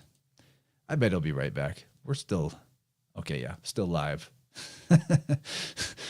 Yeah. The gravy gets too thick when we talk placenta, and the gremlins don't like it. Here I am. He's here. At least that was an easy dropout. It wasn't like, a painful one. It was just quick That's and true. over with. I agree. But no, the placenta stuff, it really is the real deal, and when I first came across you guys talking about it, it really did blow my mind. And it fits so nicely with everything that Michelle has learned about the placenta as well, being part of several live births and working with the placenta and seeing how much of a difference it makes for mom and for the baby and all that kind of stuff. never ever. I know I said it as a joke or whatever, but I always love it when he brings it up, and he's so passionate about it, Gabe. So I'm down. Yeah, I don't think I would have got it without Gabe. I really would. I don't think so. I appreciate him for that too. It's like I said, always bears repeating whenever there's an appropriate moment that it comes up. Totally. Because what's more important than your entry into this world, apart from maybe your exit? There's not much. I mean, I know that for a fact with biofield tuning. 90% of sessions were just working out how whatever the story was when they were born or when their mom was pregnant, how that conditioned them in ways that they thought was just their personality. I deal with it all the time. And it can be, majorly empowering to figure out how your birth story affected you. But for sure, I have to have a technician for that. So, hit me up. Let's do some tuning, people out there. Now we're moving into the Hindu pantheon to look at Yama. You know much about Yama, Mario? I don't, to be honest. I've seen the artwork before, and already there's several things that I'm intrigued with. So this will be a nice little dive. Yeah. What do you think? Just taking a glance at him over here. Well, I have been saying that poles and holes, I think a lot of things symbolically go back to poles and holes. And here you have a pole on one hand, on the right hand, and then on the left hand side, you have arguably, what looks like a hole at the end of whatever it is Yama's holding. So to me, that's very interesting. Kind of reminds me of the noose again, too. It does. Yeah, I was thinking about that actually. So they look very complementary, right? That column. And then I'm seeing that Yama is sitting on top of what I would interpret is that a water buffalo? Which to me, I believe water buffalo symbolism really translates. I think it might be a goat. Is it really? Yeah, maybe. I mean, I assumed it was a goat because it's all goats and dogs with these Underworld and Psychopomp guys. Gotcha. Okay, yeah, but perhaps. Maybe you're right. You might be right. Yeah. So we'll see, I guess. I kind of looked at it as like a water buffalo, and I know a lot of water buffalo symbolism is kind of hooked up with essentially, cow, bull symbolism. I just wouldn't have thought of that, but that is native to the Indian subcontinent, so it could be. Right. I mean, I just graphically, visually, aesthetically, that's the other thing that kind of is right now just speaking to me. Just the amount of detail, right? All of the different figures that are around Yama. I'm kind of zoomed in here, but it almost looks as though Yama has fangs, perhaps. I could be seeing that wrong, but yeah, it looks like fangs up top. Its ear even looks slightly pointy. I just love the ornamentation with like the necklaces and the things that are kind of wrapped around this figure. Kind of interesting too, even the fact that like it's wearing it's a sandal, but it looks like there's something more going on with all of that. So I'm just appreciating all of this stuff, but using the water buffalo as a throne, kind of reminds me of the Hierophant card a little bit. The Thoth version of the Hierophant card, the Pope is sitting literally on a bowl, and he is known as being the bridge builder, the ultimate bridge builder. Pontifex Maximus, I believe, essentially translates to the ultimate bridge builder. And so that's kind of what we're talking about here, building bridges to the other side, being a gateway, to go to the great beyond and everything else. Related to, by the way, with poles and holes, keys and locks, I see very similar symbolism between all of these different things.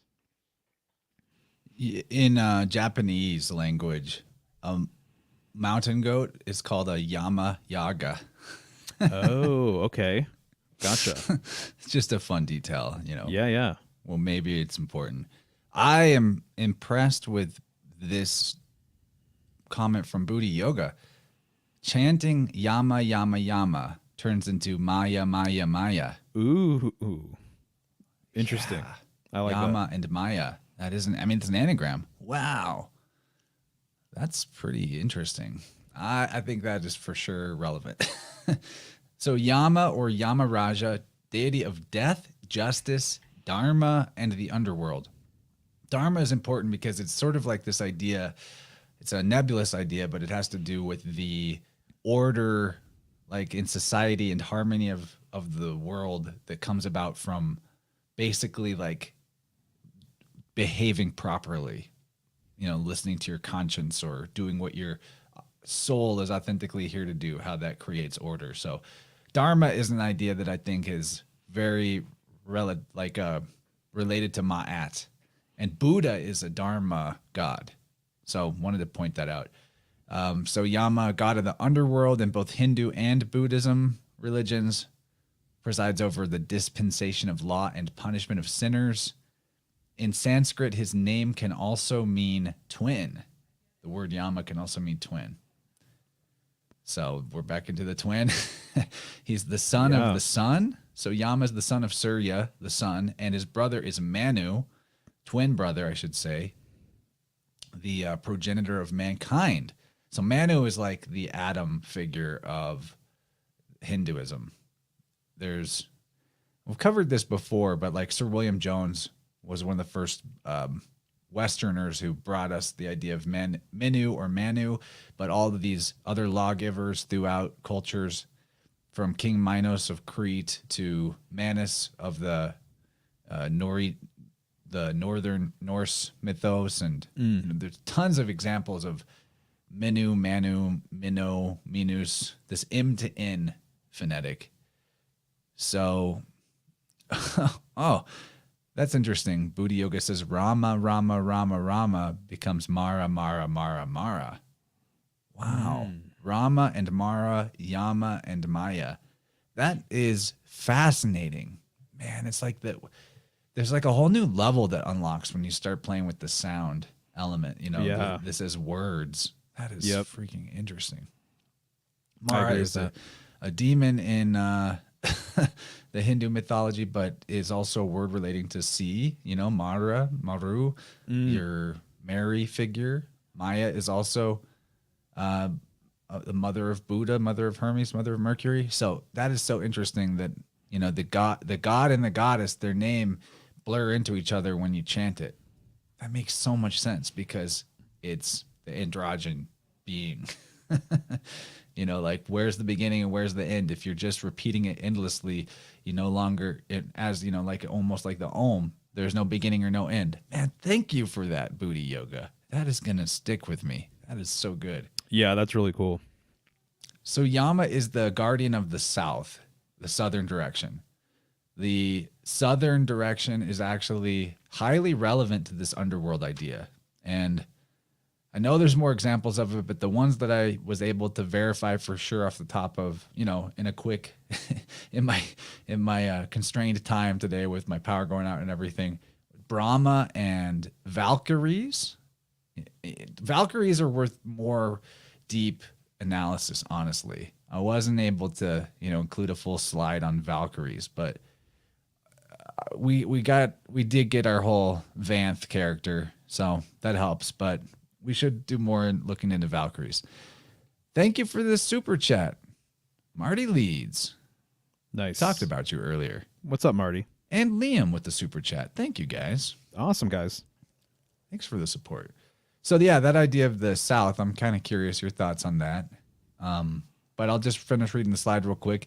The Zendavesta has a being called Yima, who is a guardian who is an underworld god. So Yima and Yama. Iran's pretty far from India, where Zoroastrianism is from. Both Yama and Yima guard their domain with 2 dogs that have 4 eyes. So kind of similar to the 3-headed dog of Cerberus. On Javanese myth, Yama is a god of doorways, specifically, like Hermes Terminus. Nice. Real quick, Xolotl, is that a dog by chance? The Valkyries and the Xolotl. Okay, yeah. Because I think, if I'm not mistaken, people have been saying these days, I'm not sure if you're following this thread or not, but that this dog is actually the inspiration for Anubis, if things have flipped around. If this is really the old world, and then what we're told as the old world is actually the new world, that this dog relates to a dog that is here in the Americas, a black dog, and looks an awful lot like Anubis. It's really fascinating. Its ears and everything. very much related to the underworld. But the thing that I was going to say that kind of sticks out to me is just, I know I get in this sort of like lane with every single sign where that's like what I'm thinking about. But up here, you're saying Yama is a deity of death, right? Obviously, after death is the transition over to the underworld, and Libra very much symbolizes that. Justice also Justice relates. and judgment. Justice, judgment, Lady Justice, very much related to Libra.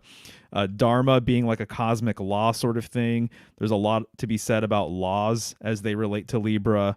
And then I believe Saturn is exalted in Libra, if I'm not mistaken, or something along these lines. But when I think of law, cosmic law, natural law, whatever you want to say, universal law, to me, it's all about balance and trying to maintain balance, right? And I think things are balanced here, personally. On a much larger scale, my humanness sometimes disagrees with that. But I think on a large scale, I think things are balanced here, as they should be. And so, to me, this idea of Libra and the scales definitely is present whenever you're talking about any kind of law. And then you say the dispensation of law and punishment of sinners. Obviously that's the other side of having the book thrown at you. It would be the punishment that's going to be doled out for your crimes or whatever. So more Libra symbolism is just coming to mind with everything. The twin thing, obviously you mentioned that. Balance 15, Libra 15. Oh, nice. There you go. Gematria's got it. Dude, the English language is so magical. It annoys me when people say it's a slave language. Like, this is like the most magical language ever. When you have the septenary gematria that Marty teaches, it proves it. So balance equals 15 and Libra equals 15. Excellent. Can't say I'm surprised, but I am impressed. Right, exactly. The dog symbolism too, just want to mention, on the moon card, usually see two dogs, usually see 2 or 3 dogs howling at the moon. In the Thoth deck, you're going to see 2 Anubis figures, and then there's smaller black dogs right underneath them. Anubis being the head of a dog, as I just mentioned. And then, they're kind of right there with those 2 pillars of the 2 towers on the side, right? This gateway that you even mentioned earlier regarding the moon. And then Yama being the guardian of the southern direction. Yeah, that's really interesting for sure. And so to me, to be honest with you, dude, it's like, what do these directions mean? I know I'm quick to always mention the north and, the centeredness of that and everything else. And then now, though, with just kind of my cosmology of like, what is south? Is it literally the whole entire perimeter of Earth, and it's really going it's just every way opposite of north, is that what these cultures believed? Did they have a different sort of idea in mind? But obviously, when most people think of north and south, just in their mind's eye, you think of north up and you think of south down, So to me, just with that, the underworld connection with the south does make sense too.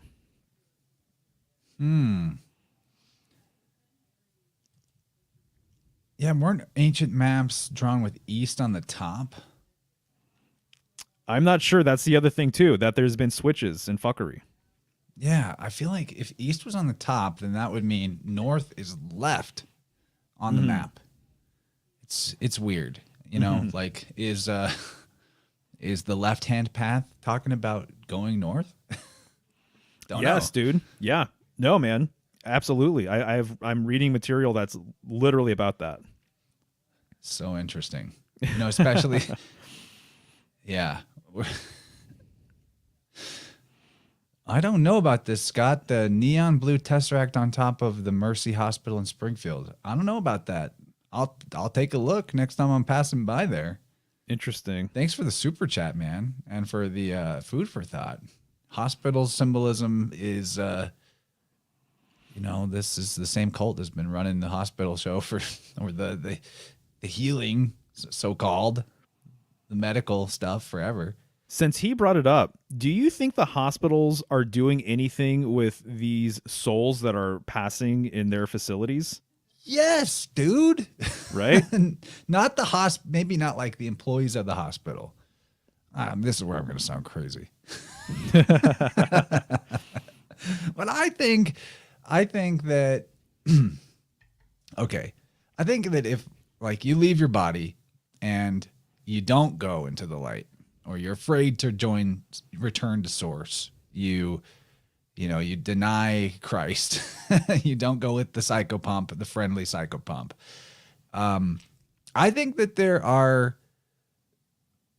what you call wizards or dark occultists, whatever, people that have, people with bad intention that figured out how this place worked and, but didn't want to be subservient, didn't want to join the collective, the light of source or whatever. I know this is all very conjectural, but I think that there are disincarnate humans that remain conscious of themselves and retain some level semblance of energy and memory of who they are, and ability, practiced in the astral, practiced in projection and out of body while they were alive, so that when they died, they were able to hold coherently in their field, hold their identity intact, essentially, without a body. I think that that's a thing. The word demon actually is from the ancient Greek demonia, which is just a word referring to the souls of the dead, souls of dead humans. Mm-hmm.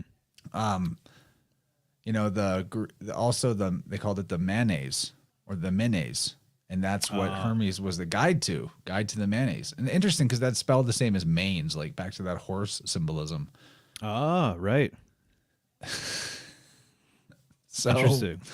So I think that it's possible that at these hospitals, even though the people that work there might not have anything to do with it or know about it, because people die there in hospitals in extreme suffering and fear, Right. I think that there could be beings waiting for someone to pop out of their body so that they can persuade them to not go into the light or not go with the angel or whatever.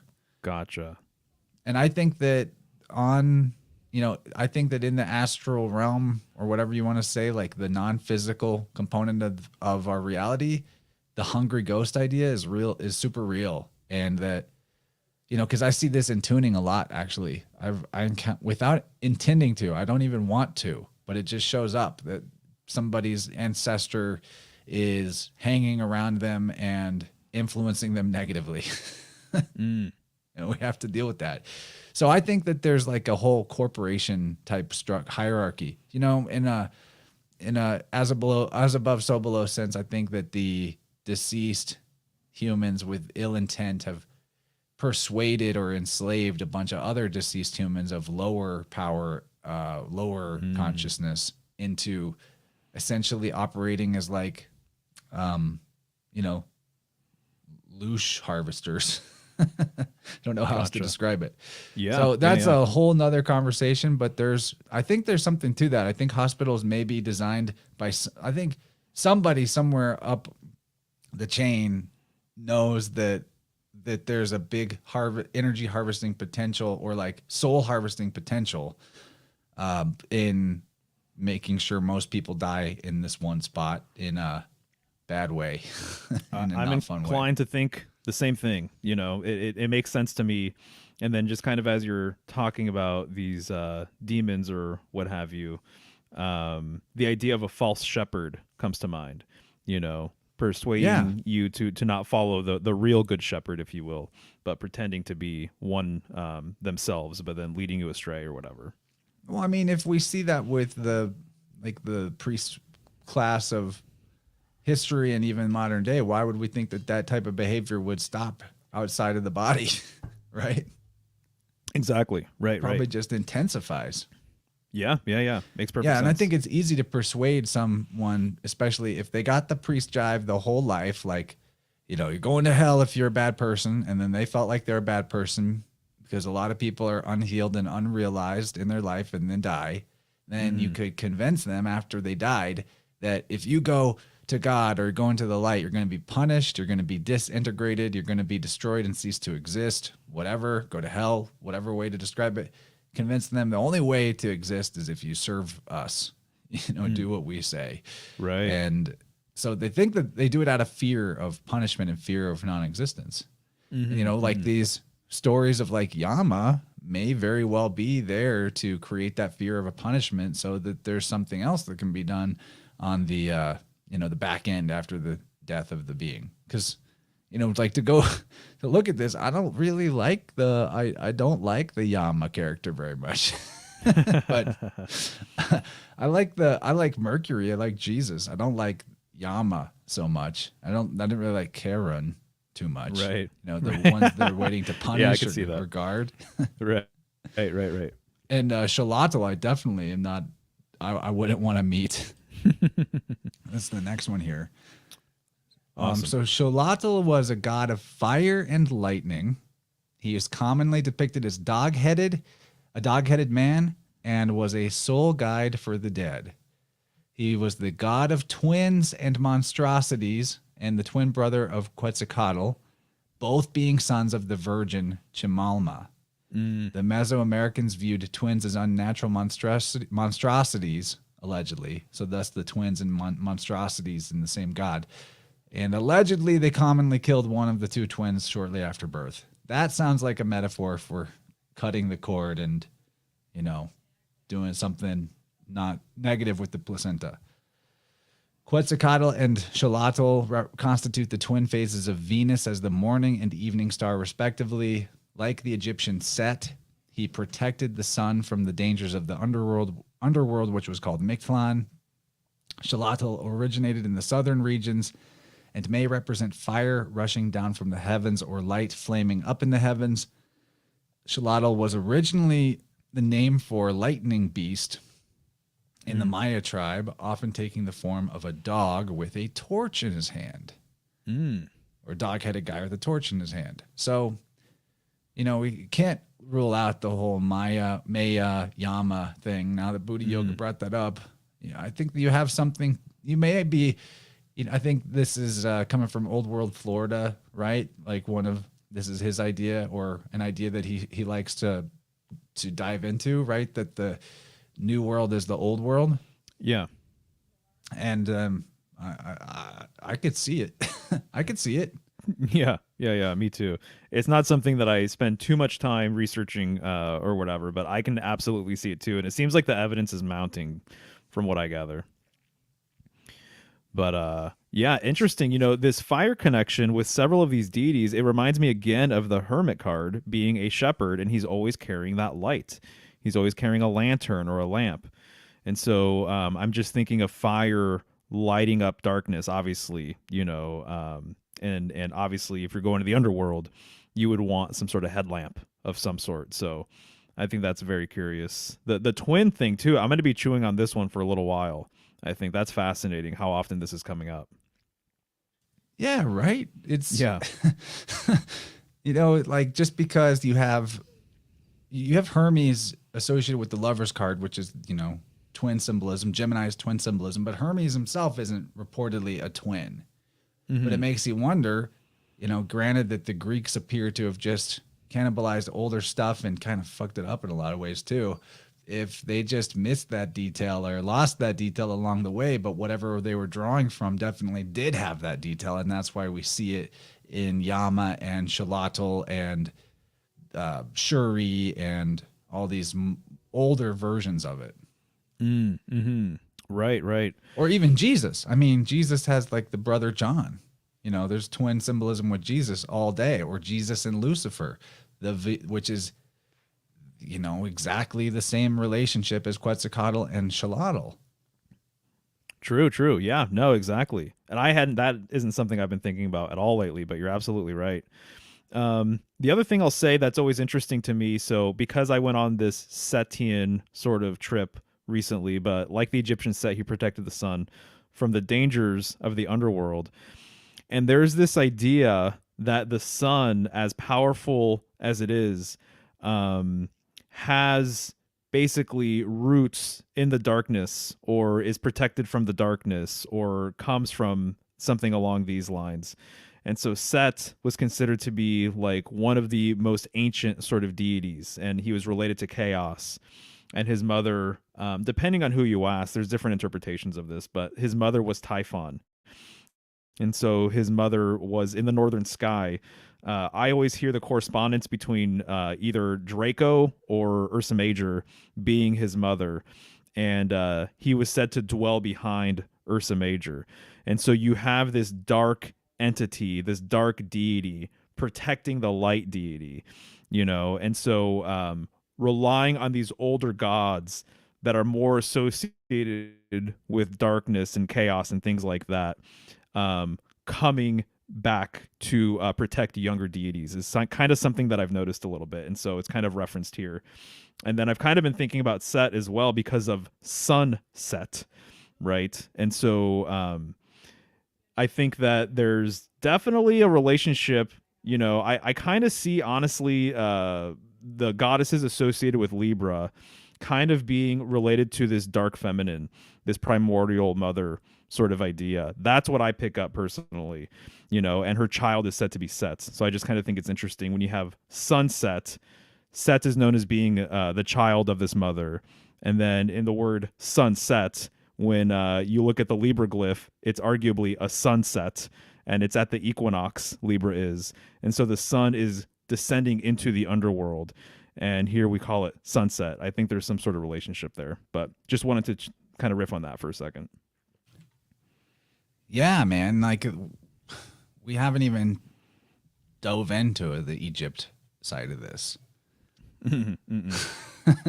Yeah, no. There's so much more meat on these bones to for sure do more psychopomp talk. Have you heard of the black dog in folklore? Yeah. So I don't know much about it, but I'll just read this off of Wiki here.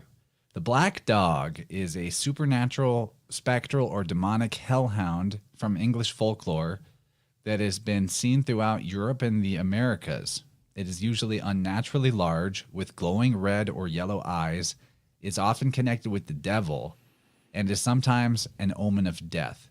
It is associated with electrical storms and also with crossroads, barrows, which is like a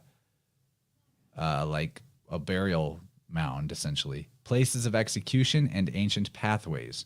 Black dogs are generally regarded as sinister or malevolent, and a few, such as the Barghest and Shuck, are said to be directly harmful. Some black dogs are said to behave benevolently as guardian black dogs and guide travelers at night onto the right path or protect them from danger. So it's a common folklore motif, essentially. And it goes back really, really far. And it does seem to be related to, this. Okay, the fact that this is the thing. The fact that people still to this day, I listen to Mysterious Universe all the time. I never miss an episode of that show.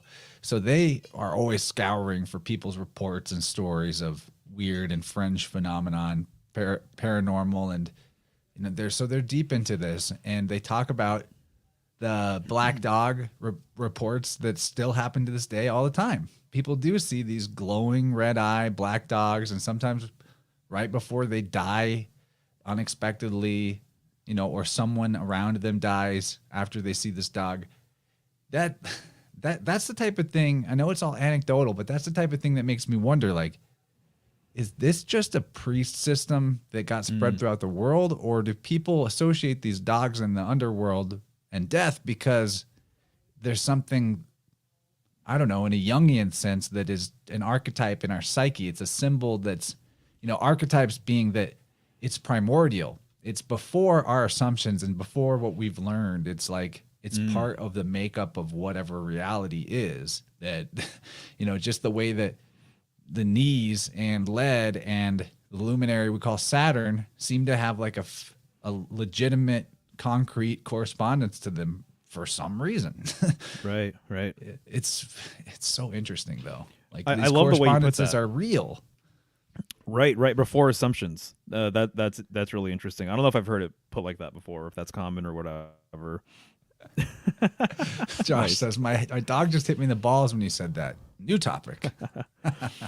One of the things someone has mentioned to me, I think it was my friend Pedro, we were talking about dog symbolism one night, and he said that dogs dig for bones, you know, and so we associate dogs with digging into the earth, right? And so to me, that's really, really fascinating, and I think it kind of lends itself to the archetype of the dog, you know, being related to the underworld and everything else. I just want to show you, just because you brought it up, obviously black dogs, but this is the moon card from the Thoth deck here. And sometimes it takes a quick second for it to focus. Hopefully it gets there sooner than later. There you go. So you see that there are two Anubis figures in front of those towers, and then right below them... Twin symbolism. There you go. Twin symbolism. 100%. Yeah, exactly, dude. You see those dogs, those black dogs. Also notice that Anubis is carrying they're each carrying a scepter. And I could be mistaken, but that actually might be a scepter related to Set, right? I think it is actually. Perhaps Thoth and the ibis-headed sort of nature of Thoth. But also notice that the two Anubis figures are also carrying what looks like the glyph of Mercury as well, just kind of being related to everything that we're discussing here. So I think this card is relevant for a few different reasons. So there you go. I think they're holding the Waz scepter. Yeah, I think actually, that's what that's called. Is that? I think that might be Set, actually. Yeah, it represents Set or Knum, which is like the shaping. It's basically relating to chaos, but also the power to shape the chaos. Ooh, interesting. Yeah, that's a gravy portal right there. Yeah, you're still for sure, big, my for bad. Oh man, I'm having fun. We're getting there though. We're almost to like the end of what I have prepared. You doing all right on time? Yeah, dude, I'm solid. If you want to keep going, just like what you said. Sorry, there's so much to chew on. There's so much to get to. I know this is multiple episodes, but I'm happy to keep going. Yeah, it's so great that you were able to join me, you know, in lieu of Gabe. Appreciate you being here, man. I mean, I would like to have both of you here, but this is going great. Right on. We've developed such a nice rapport over the time we've been friends. I really am grateful. Absolutely, dude. Likewise. This one might not have a lot. I say that we probably will talk a lot about it. Yeah. I mean, this is the main guy. This is everybody's favorite. So the Etruscan name for Hermes is Termes or Termes. And as you can see, like that, the reason why you might be Termes or Termi is because people get confused about what that last glyph is. Is it an M? Is it an E? Is it a sigma, like an S? So Termes or Termi are, you know, and you can see how that would... or thermi, you know, or therms, you know, because the T or TH gets interchanged. So first of all, now that we can start to see that Hermes is also terms or thermi, I mean, I'm thinking thermal, like heat and warmth. Back to that idea of like thermal vents, you know, warm underground, geothermal, like the heat of, there's like this, you know, what happens with soil? You know, really good black soil, it retains heat. You know what I mean? Like there's this warmth that the life in the microbiome of the soil, there's like a warmth to it. So to me, I think that there's a connection there, that you have termes and therm, like thermal energy, warmth and heat energy. I think that there's something there. Yeah, I could see that for sure. So, and also look at his staff. Look at the Etruscan Hermes' staff. Do you see that? I do. I'm looking at it right now. Hello. Is that a bull? Looks like a bull to me. Yeah, for sure. The bull of heaven, perhaps, you know, perhaps, I don't know. Is it related to the fact that we might live in a Taurus field and that the pathway out of here, the northern, you know, world axis location, the hyperbola of the Taurus field, the trunk of the tree, you know, is it related to that? I'm not sure, but it's interesting too that there's a spear that's pointing to that bull as well. And then also the staff is making a T. So I'm thinking of Tau cross, right? And so again, related to the bull. And then even that spear that's pointing up to the bull, you know, looks like there's a wreath down below. And so just a nice kind of culmination of masculine and feminine and totality and things like that. Very well put. Yeah.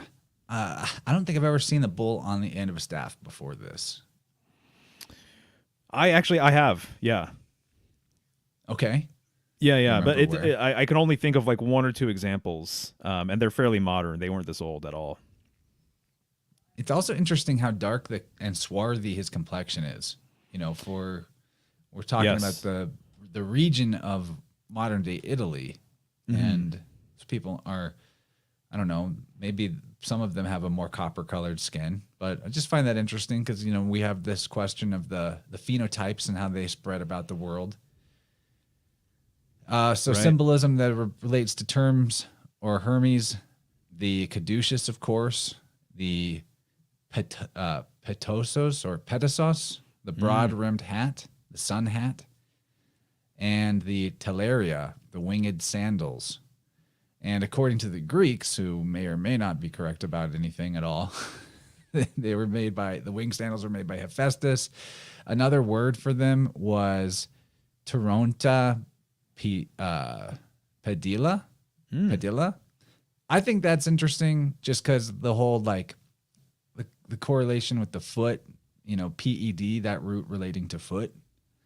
And, and you know, one of the names for the Hades or underworld god that the Romans called him was Dis Pater. And, you know, I started thinking about that word pater, and it really, you know, if you do that D and T switch and the L and R switch, then pater is petal. Interesting. You know, there could be something there. Pedal, obviously, okay, there's the sandal reference, yes. But then there's pedals as in the steering mechanism. Like, you know, if the P becomes an R, as is wont to do with the Greek rho looks like a P, maybe it's even related to the idea of the rudder. The rudder has to do with steering or guidance. I'm just spitballing here, but I feel like there's a reason that there's this closeness between the words. Not to mention that, the word for a rudder in ancient Greek is pedalion or pedalion. So, you know, to switch, to make all those switches, like the P become an R and the T become a D and the L become an R to turn pedal into, or pater into rudder. Well, rudder, it actually is the word pedal. So like in Greek. So I think that there's something there. I think that this is something I've overlooked up to this point, that pater, the word pater for father, that is applied to, like, you know, the high priest and that Jew pater, Eupater, the top god, that also this idea of the steersman or the rudder of the ship is actually hiding within that word pater. And that blew my mind today I think I realized that last night. I was like, how did we miss this? I think that's really there. Interesting. And the word petal, like Petal, in the ancient Greek refers to the pages of a book, petalion. Oh. Back to the book symbolism. Yeah, definitely. Just real quick, as you're saying pater, I'm reminded that in some of my reference material that I have around, it was saying that an alternative image object for the scales of Libra is actually the pater's wheel, which I think is really interesting. You can look at the spinning the spinning element of anything really as kind of being a balancing act, you know. So whether it's a ballerina spinning or even, you know, whatever might be a top spinning or whatever. So there's this idea of spin actually that some people have kind of put on Libra, which I wasn't really that familiar with. And then there was something else you just mentioned right now that I was going to bring up, but it's escaping me. So if it comes back, I'll let you know. Well, we did just talk about the Waz scepter and shaping the power to shape the chaos. Mm-hmm. And apart from that scepter being associated with Set and Anubis, is also representative of Khnum. And Khnum is the potter who shapes the bodies of humanity on the potter's wheel from clay. Just, you know, just Right, thought right. there's a connection there too. The Potter, Definitely. back to the word Potter. Exactly. Yep, for sure. Oh man, it's like that's what makes this so fun and obsessive for guys like me and you. That the more little points of data you get, the more they all connect, and you're just like, and this is this, and this is this, and it just becomes like hypomanic in a fun way. It's great. It's true. Yeah, exactly. In medieval depictions, though, of Hermes, he's feathered sometimes, or his feet have wings growing out of them. Thought that was interesting. Or I would love to see a feathered version. Yeah, You don't have to they're look it out up, there. but I'm going to look that up though. I might be able to. I think I might have it in another window. No worries if not. That's really intriguing though. Yeah, I know it's there in the medieval depictions. You know, not that those are necessarily symbolically accurate. There could be more of a degradation. Okay, I don't have it, but I all know I good. saw it today. I know it's out there.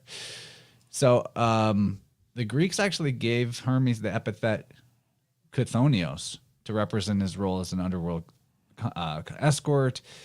In Etruscan artwork, they depict terms in his role as psychopomp conducting the soul into the afterlife. In this capacity, he is sometimes shown on Etruscan sarcophagi, in one case side by side with Charon and Cerberus. In another depiction, in which the god is labeled as terms Atis, or terms of Hades, he brings the shade of Tiresias to consult with Odysseus in the underworld. So I think there's actually like an Etruscan Odysseus myth that potentially predates the Greek version. So I think we'll leave terms at this. You know, Hermes himself we could just talk about forever and ever. Oh, it's totally true. And I wouldn't mind, you know, like I wouldn't mind at all to go way deeper into Hermes and talk about all the various iconography throughout the centuries, his role as a fertility god, his role as the god of boundaries, as a messenger, as a shepherd, and on and on and on. He's like the omni god. And I like that. I would like to go into that more. But, you know, for the sake of where we're at, I mostly just wanted to make sure that people saw that there is this older Etruscan version, and, you know, some of the interesting things that we derived out of this, I'm happy with. Totally. Now here, back to Nice. the shepherd thing, though. You got Jesus with the lamb, you got Hermes with the lamb, and you got Buddha holding the lamb.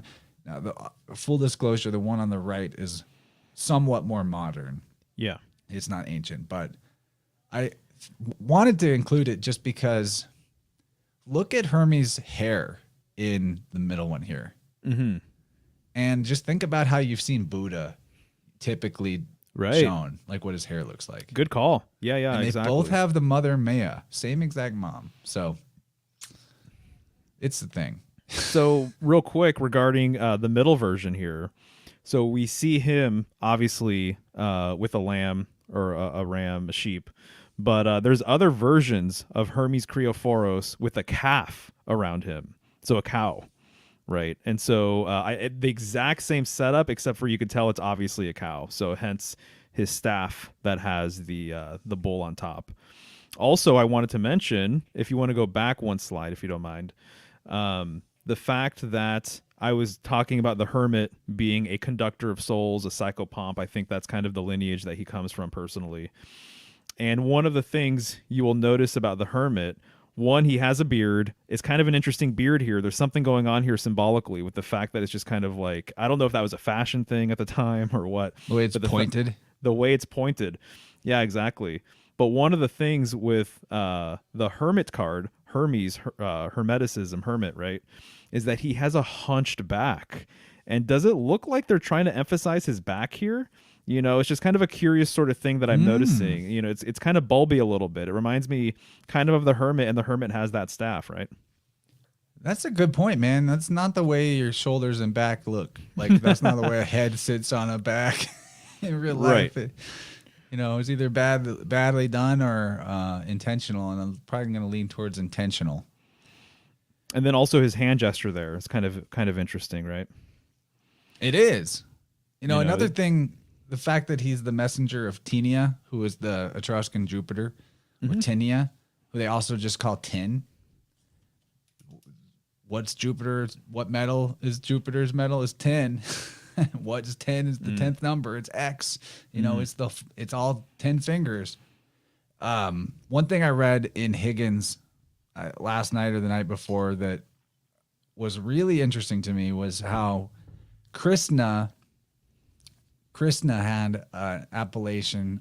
They called him Nath G. And Higgins was talking about how, well, to me, it's obvious for sure that the G, like J-I, is the same word as I-E or Ye or Ya, you know, the older two-letter name of the top god. But then Nath is, you know, remembering that vowels are fully interchangeable, that they're not the bones of the word. That Nath is the same as Neith, the god Neith of Egypt. And Neith is a god of wisdom. That word in Egyptian supposedly means wisdom. So if you put Neith backwards, it's Tien or Tin. Ah, I see.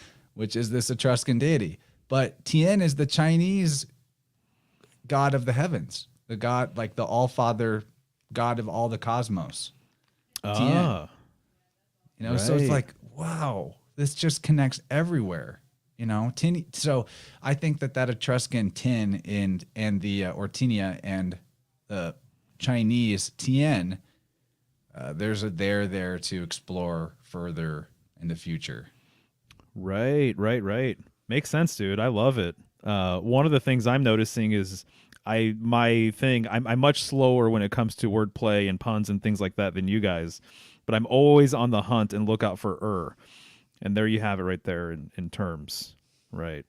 And so, or Hermes or Virgo, you know, I'm always catching the just like everywhere, and it being this primordial original sort of thing. That's my understanding, at least.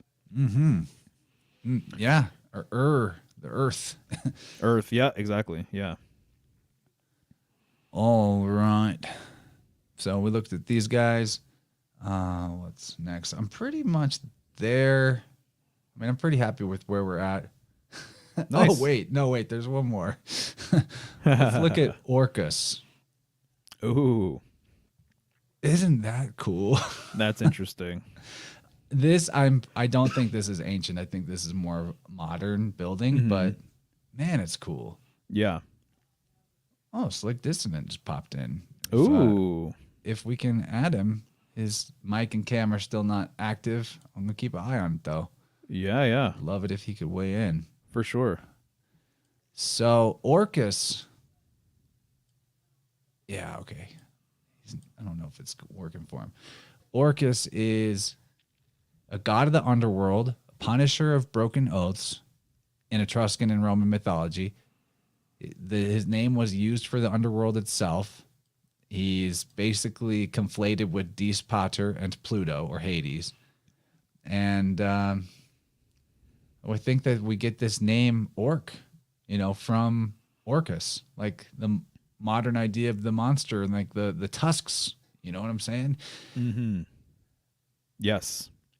Makes sense. So the other thing about Orcus that I think is most important, you know, that might be overlooked. Well, okay. There is also, with the G switch to C, Orcus can definitely be like Orgo or Ogro, like ogre.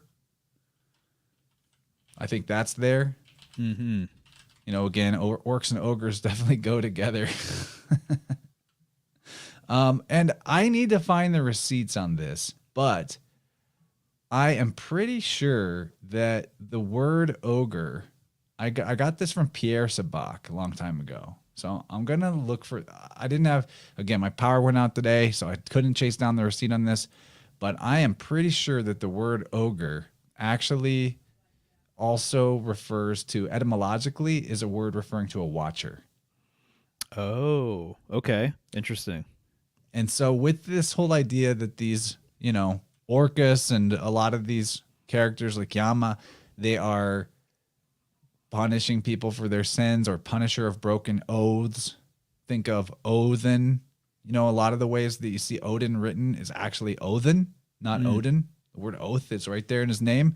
Not to mention, Odie, with the basically 80, like the Etruscan 80 we were looking at, remembering that T and D can switch really easily, and that the Romans would typically pop an S or pop an N at the end of a word.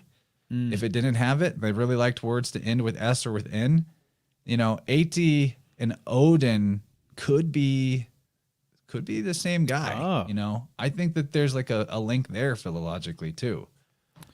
Right. Real quick, just regarding this watcher business, this is related to scale symbolism as well, because there's so many different myths about, your deeds being weighed or whatever you might want to say. And then you kind of getting whatever sort of decision based on, how that all adds up on whether you're going to have a favorable transition or not. But the idea behind it is that it's basically implying that no action goes unnoticed.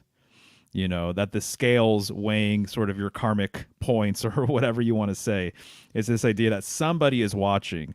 There's something keeping tally of all these things. Odin and his 2 ravens that see everything and report back to him. Oh, yeah, there you go. Totally. Yeah, right. Nice one, Catriona. And Thunder Chicken, you're right. Wednesday is from Woden, and Woden is Mercury. In French, it's Mercredi. Mercredi is the word for Wednesday. So Mercury is right there in the French word for all of the days of the week are named after pagan gods. That's how this book starts.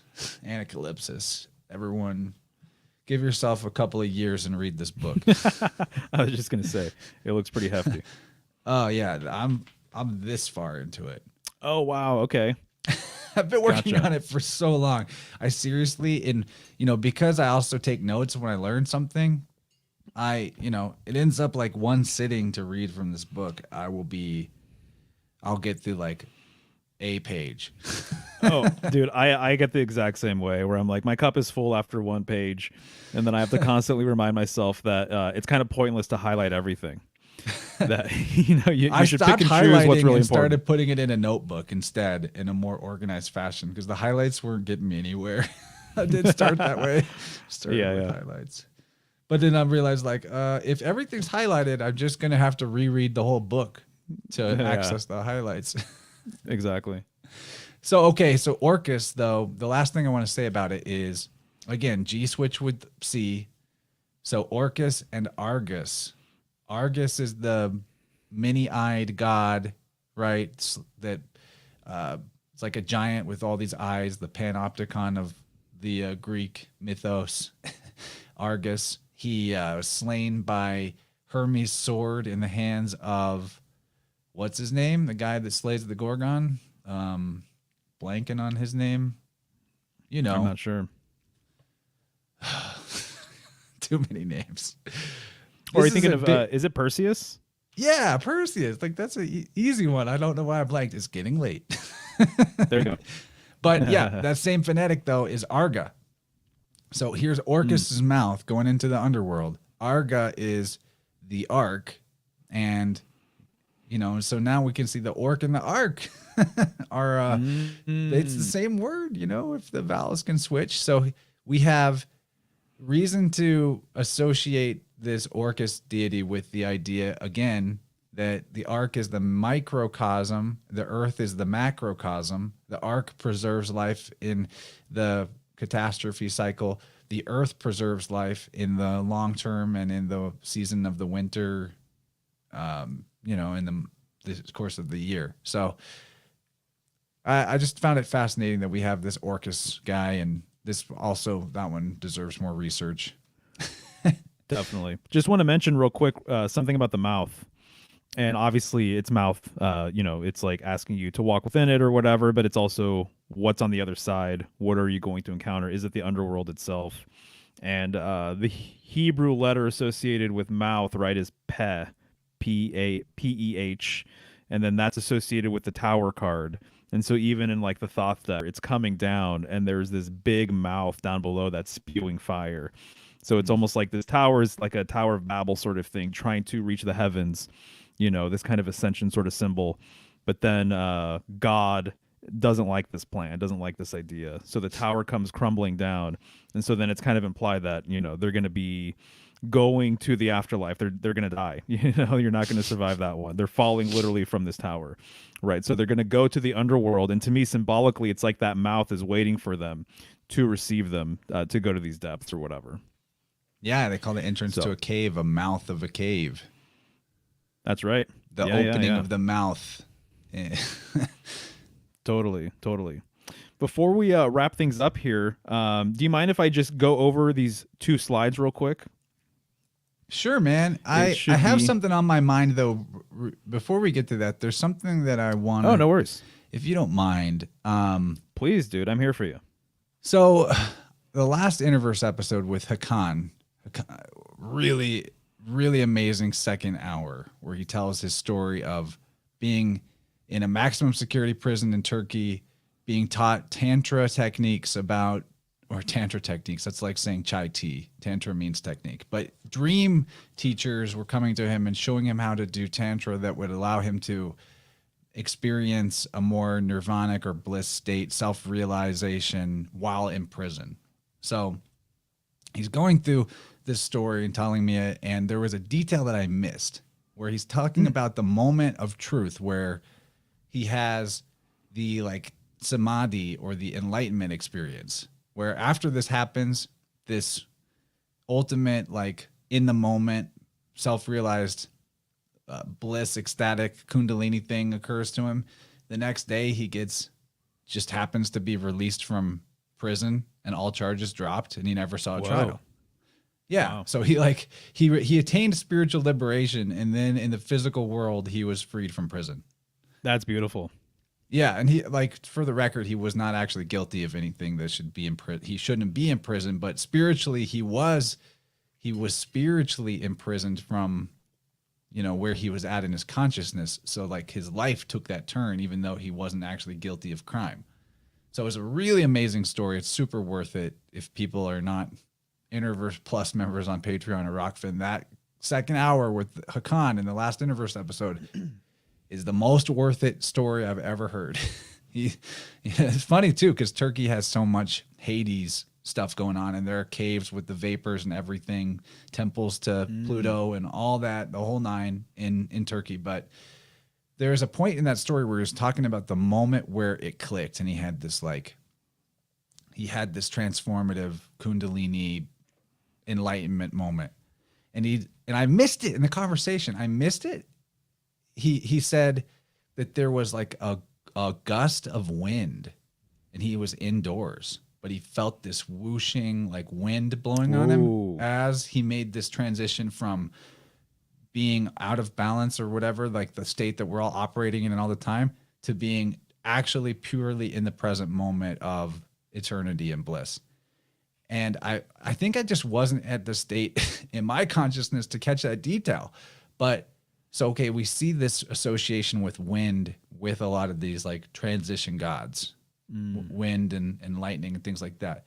And after I was hearing this in the second hour of, when we premiered it Sunday night, I remembered like hearing him say that. It triggered a memory in me of a couple of times in my life. 2 of the 3 times were psychedelics were involved, and this is totally anecdotal, I get it. That's not something I can prove to anybody. But I've had experiences where I felt wind when I was indoors and there was no wind. And I felt this transition into a timeless moment where after this whoosh of wind, you know what they say about like the moment is eternal? The eternal present, the present moment is all that exists. Right. I literally have experienced being in a moment that was endless. Like, wow. Not like time was frozen, but like the same couple of seconds was like looping endlessly. And I don't know how else to describe it, but I was basically more than one time in my life, this has happened 3 times. There's a whoosh, wind, and then I'm timeless, outside of time. I'm able to just be in that moment, observe everything in that moment in all detail. And two of the times there was someone with me who went into that state with me. Whoa. And so me and them were just communicating, and like the reason I knew it was timeless one of the times was because it was before I was at a concert and the music was about to start, and we got in this timeless eternal present moment and the music just wouldn't start. And I'm like, how long is it going to be? The show is supposed to start in just a minute. And then when we consciously chose to leave that state, like dialed it down, our energy, or the substance we were on started to wear off and it dialed down or whatever, the whoosh of the wind transitioned again, and then time resumed its normal flow. So I just wanted to share that like that detail. I missed that whenever I was talking to him, but I actually totally get what he was talking about. And there's something very mystical that's possible where we can, I think we have the ability to step in and out of time. And I think we don't know how it works. I don't know how to do it, but I have experienced it. And I think that it's something that is teachable. I think that that's what Tantra was always supposed to be, was to teach people how to, because imagine what you could do if you could just exit time for a while and then come back, like literally like hit pause on the movie that is life and think and reflect and, have a moment to catch your breath, whatever. Like, right. So it's a thing, believe me or not, but yeah, Booty Yoga gets it. I'm not surprised about that. So you can step out of time, people, give it a shot. And yeah, there's a wind thing that happens. Totally. There's like a wind blowing that happens. That's fascinating, dude. I'm not surprised that your buddy has some interesting stories and has had some interesting experiences given his art. That's all I know about him, right? It's he's the artist, right, with all these amazing sort of prints and stuff like that, right, that you used to have behind you. So I've been kind of a fan from afar. Whenever I see it, I appreciate it. But I'd like to know more about him. I got to check out that episode. Yeah, the second hour will blow your mind. That's one of the best stories I've ever heard. And now you can go. I just had that on my chest, and I meant to say that's cool. that. And I needed to set the record straight that I didn't. Because he reacted as if like, oh, he's not understanding. I don't think I can put this into words. But actually, I did get it, and I wanted to help translate it to everyone else because it's so hard to describe this transcendental stuff in language. I gotcha. I respect that. That reminds me, I have a concert wind story, and it was indoors, and I was at a concert. Yeah, it's indoors in the wind.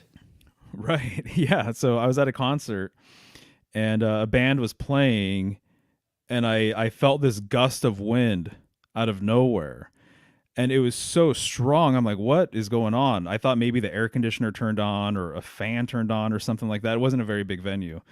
And then I just turn around behind me, and there's two metalheads with really long hair headbanging, just a couple of feet from me. And it was creating so much wind that literally I had to turn around and see what was going on. So that's my concert wind story. Very different. But. When I'm at concerts, sometimes I'll hear a crack and then feel some wind, and it's my buddy Kabir literally fanning me with a big fan. He's usually he's in the chats a lot. Kabir's a homie. Nice. Cool. So yeah, I have a couple slides. So just slide 1 and 2, and then maybe we could even just get to 3. It's real quick. But it relates to Libra symbolism, underworld symbolism, and kind of this point that I've been trying to make regarding the world axis. And so it's just a few quick sentences from one of my favorite symbolic dictionaries by this guy named Jean Chevalier. And I think he gets it. And so there we go. So starting from where the that black line is. So this is an entry for scales. And so this is my thing, right, is looking at the symbolic sort of entries and references for whatever sign we're in. And so in this case, the scales. So he says, when the pans are in balance at the equinoxes, the pointer on the scales, or the sword, which is identical with it, and I agree with that, becomes the symbol of the changeless center. The polar axis, which stands for it, points to the Great Bear, which in ancient China was called the jade scales. Sometimes, however, the two pans of the celestial scales were represented by the Great and Little Bear. Ritual texts of Chinese secret societies add that the scales in the City of Willows are magnificent and shine like, and then if you move on to the next slide, and shine like the stars and constellations, of which they are effectively the reflection at the foot of the cosmic axis. Furthermore, the Sanskrit word for scales, tula, is the same as that for the Holy Land located in the north, that is at the pole. And so so I just think it's a very interesting observation, the scales being scales. Yes, I thought you would like that, right? Yeah. So there's this idea that literally Ursa Major and Minor are scales of universal or cosmic balance, and literally it's the world axis that is the vertical axis within the traditional sort of scale that we're used to kind of thinking about. And this kind of relates to what we were talking about last week with Jason, and what I think we brought it up a little bit earlier, but the scales for the weighing of the souls and how it looks like a cross, but that vertical axis is what makes it all go. So I think he's right on with this one. I think that's fascinating. Psychostasis.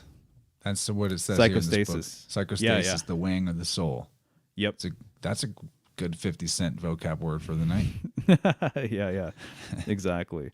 And then since you have my files up, if you just want to go to slide 3, so here's just an example of Hermes with the scales as well on this vase here, right? Yeah, because he does everything. Yeah, I know, right? Yeah, exactly. So the scales for the Judgment of Souls, you can see that he's holding a little wand staff thing, and it has the glyph of Mercury. Oh, and look, that glyph of Mercury on a larger zoom in is the bearded snakes. Are the horns of the glyph of Mercury are those bearded snakes? Ooh, yes, totally, yeah, Oh. Nice. So that's what I wanted to share real quick. So thanks, man. And there you go. Yeah, in case we needed it. Man, yeah, I mean, we could decode images like this all night. Forever. Yeah. But this was fun, man. Thanks for having me.